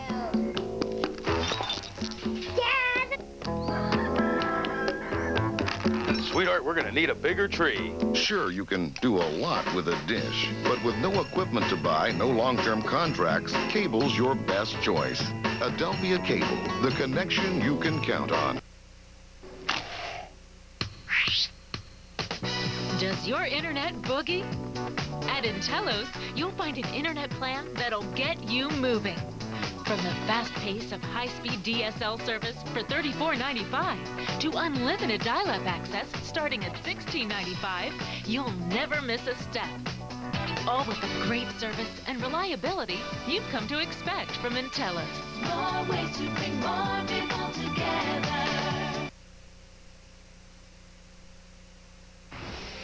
ESPN's presentation of college football brought to you by Gateway, a better way, and by Saab. People who test drive a Saab usually buy one. Well, Virginia Tech closing in on their 4th straight Commonwealth Cup championship. Boy, our crew has been up against it with wind chills dipping down. Well, there were 30 when we kicked off about 3 hours ago. I'm guessing around 0 right now. We've got a lot of people to thank for all their great work all year long. Mollerup's kick will go through the end zone. And they include our executive producer, Jed Drake, senior coordinating producer, Mo Davenport, coordinating producer, Ed Placey. Our games this year produced by Kim Belton, directed by John Del Vecchio. Our operations producer, Joe Wire, associate director, Bruce Dunn. Videotape producer, Andy Bach. Associate producer, Steve Ackles. Production assistant, Missy Wells. Operations coordinator, Kirsten Jefferson. And many, many others. Our technical director, Ross Flagg. Audio, Rick Wallace. Engineer in charge, Eric Bjorkquist. Videotape, David Gray and Gene Keller. Schaub hit by a DB. As he was getting rid of it, let's check in with Chris Fowler. A dramatic finish in Fort Collins as John Robinson's Rebels of UNLV march 80 yards. And then the backup quarterbacks, Kirk Natkis to DeJuan Manley, the tight end for the touchdown. CSU fumbled the kickoff back. It's their first Mountain West Conference loss. And New Mexico bowl-bound the Diamond Walnut San Francisco against BC. Wow. Stunner in Fort Collins today. Schaub sacked at the 17. Colas has had a monster game. And on the play before, Nathaniel Adebe. And when they know where you're going to be and they know you've got to throw the football, they pin those ears back, and here they come. And it's great fun for the defense and extremely tough for a young offensive line. This defense of Bud Foster at the ends line up wide. They just say, we're going to beat you around the corner.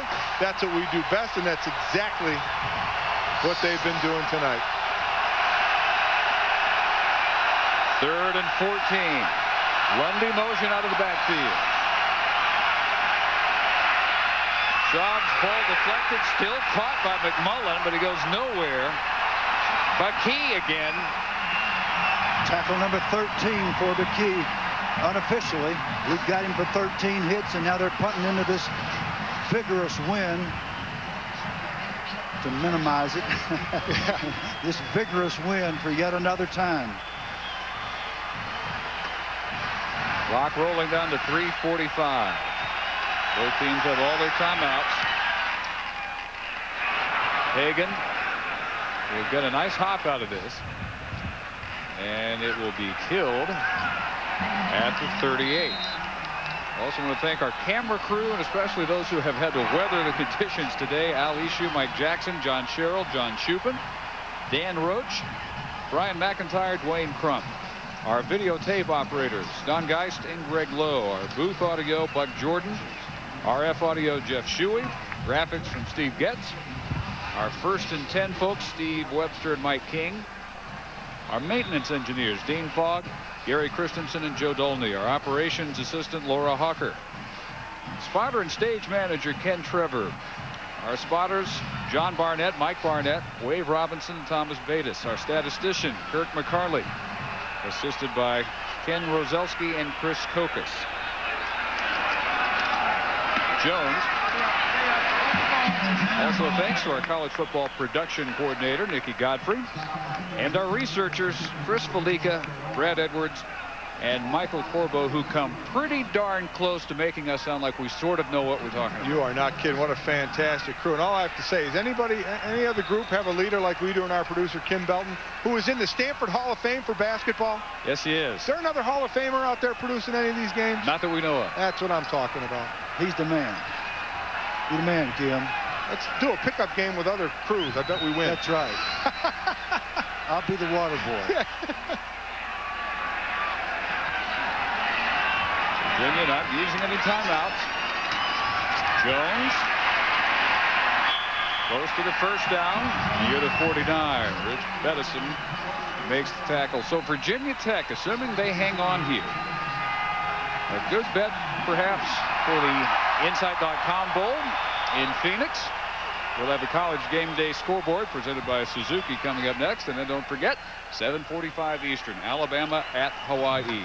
If you want a different picture of announcers working in comfort, watch Ron Franklin and Mike Gottfried.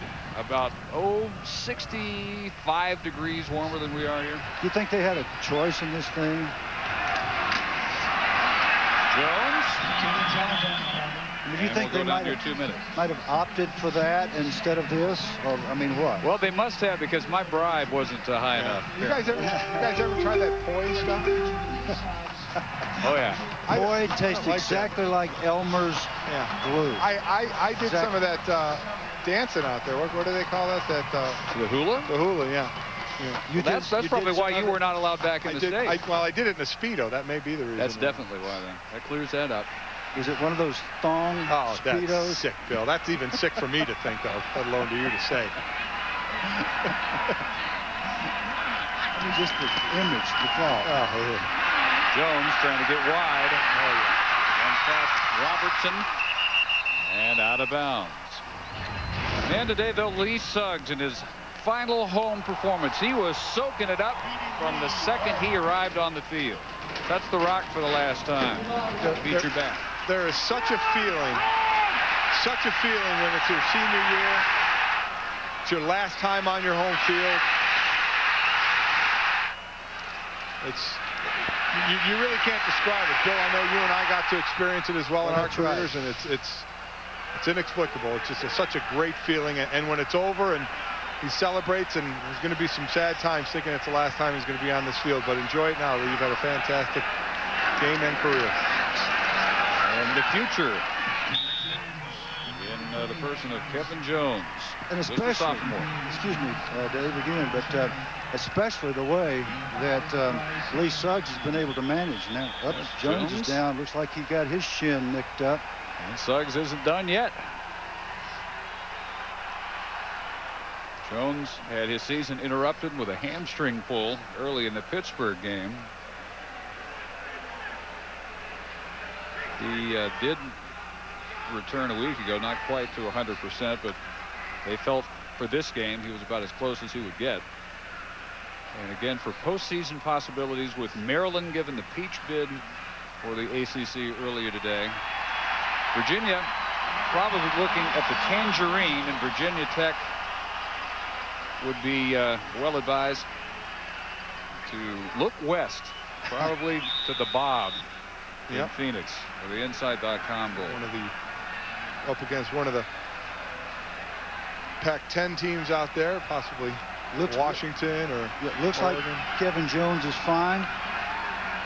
If they get to go out there, that Insight.com will get to be their broadcasters again. That'd be nice. We get to the fullback, Doug Easler, and he will fight for a first down to the 24. Yeah, Doug's saying, thanks a lot, Coach. The game's over. I get to carry it once. All right. Well, I'm a fullback. I know how that deal works. This is what you like to see. The seniors will enjoy it with their fellow classmates. I was going to respond to that Lee Suggs thing. Just think about it, the fact that he was injured so severely, missed his entire junior year, what he thought would be his last year, then came back this year, and to go out on a good note like this, it really is, and he's a special young man. So Virginia Tech makes it 4 straight Commonwealth Cups over Virginia. Al Groh will congratulate Frank Beamer, who improves to 9-3. Virginia is still a team to watch in the future. They finish the regular year at 8-5. And Alex Flanagan's down there with a very happy Lee Suggs. Alex. Lee, your last night playing here on this field. Walk me through some of your emotions tonight. Well, I played out here for 4 years, and the last 3 weeks, we came out with a loss, and this is my last game here in front of all these fans, and we just had to come out with a win. And everybody on the team came out and played good and put it together. Not only did you guys come out with a win, but you're looking like yourself. You're looking like you looked the first 8 games of the season. Yeah, the last couple of weeks, we haven't been playing Tech football really, making silly mistakes and turning the ball over, things like that, But tonight we finally came out. Everybody played together well and pulled it out. Lee, during the game, we've talked about kind of your demeanor, how humble you are. Fans here just adore you. What do you want to say to them? I appreciate all the support they gave me, even through last year when I was out the whole year, and just appreciate everything they've done for me, and I hope to make them proud each and every day. All right, Lee Suggs, Dave Shirley, we will be seeing him in the NFL. We would expect to, and a very telling moment there as Kevin Jones came over and said, this guy's the best right here. And Jones will take over that role by himself next year, but terrific send-off for Lee Suggs today with another 100-yard, 2-touchdown performance, officially finishing 19 carries, 108 yards. But what they are most happy about is the streak ended, and they end with a victory for the home folks. Back to that Beamer ball.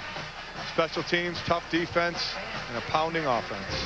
Final again, 21-9. Coming up next, the College Game Day scoreboard presented by Suzuki. This has been a presentation of ESPN, the worldwide leader in sports. For summaries and stats of this game, log on to ESPN.com, your home for college football on the internet. Bill Curry, Mike Golick, Alex Flanagan, and our entire ESPN crew. Dave Barnett, so long from Blacksburg, Virginia. Back we go now to the studio in Chris Fowler.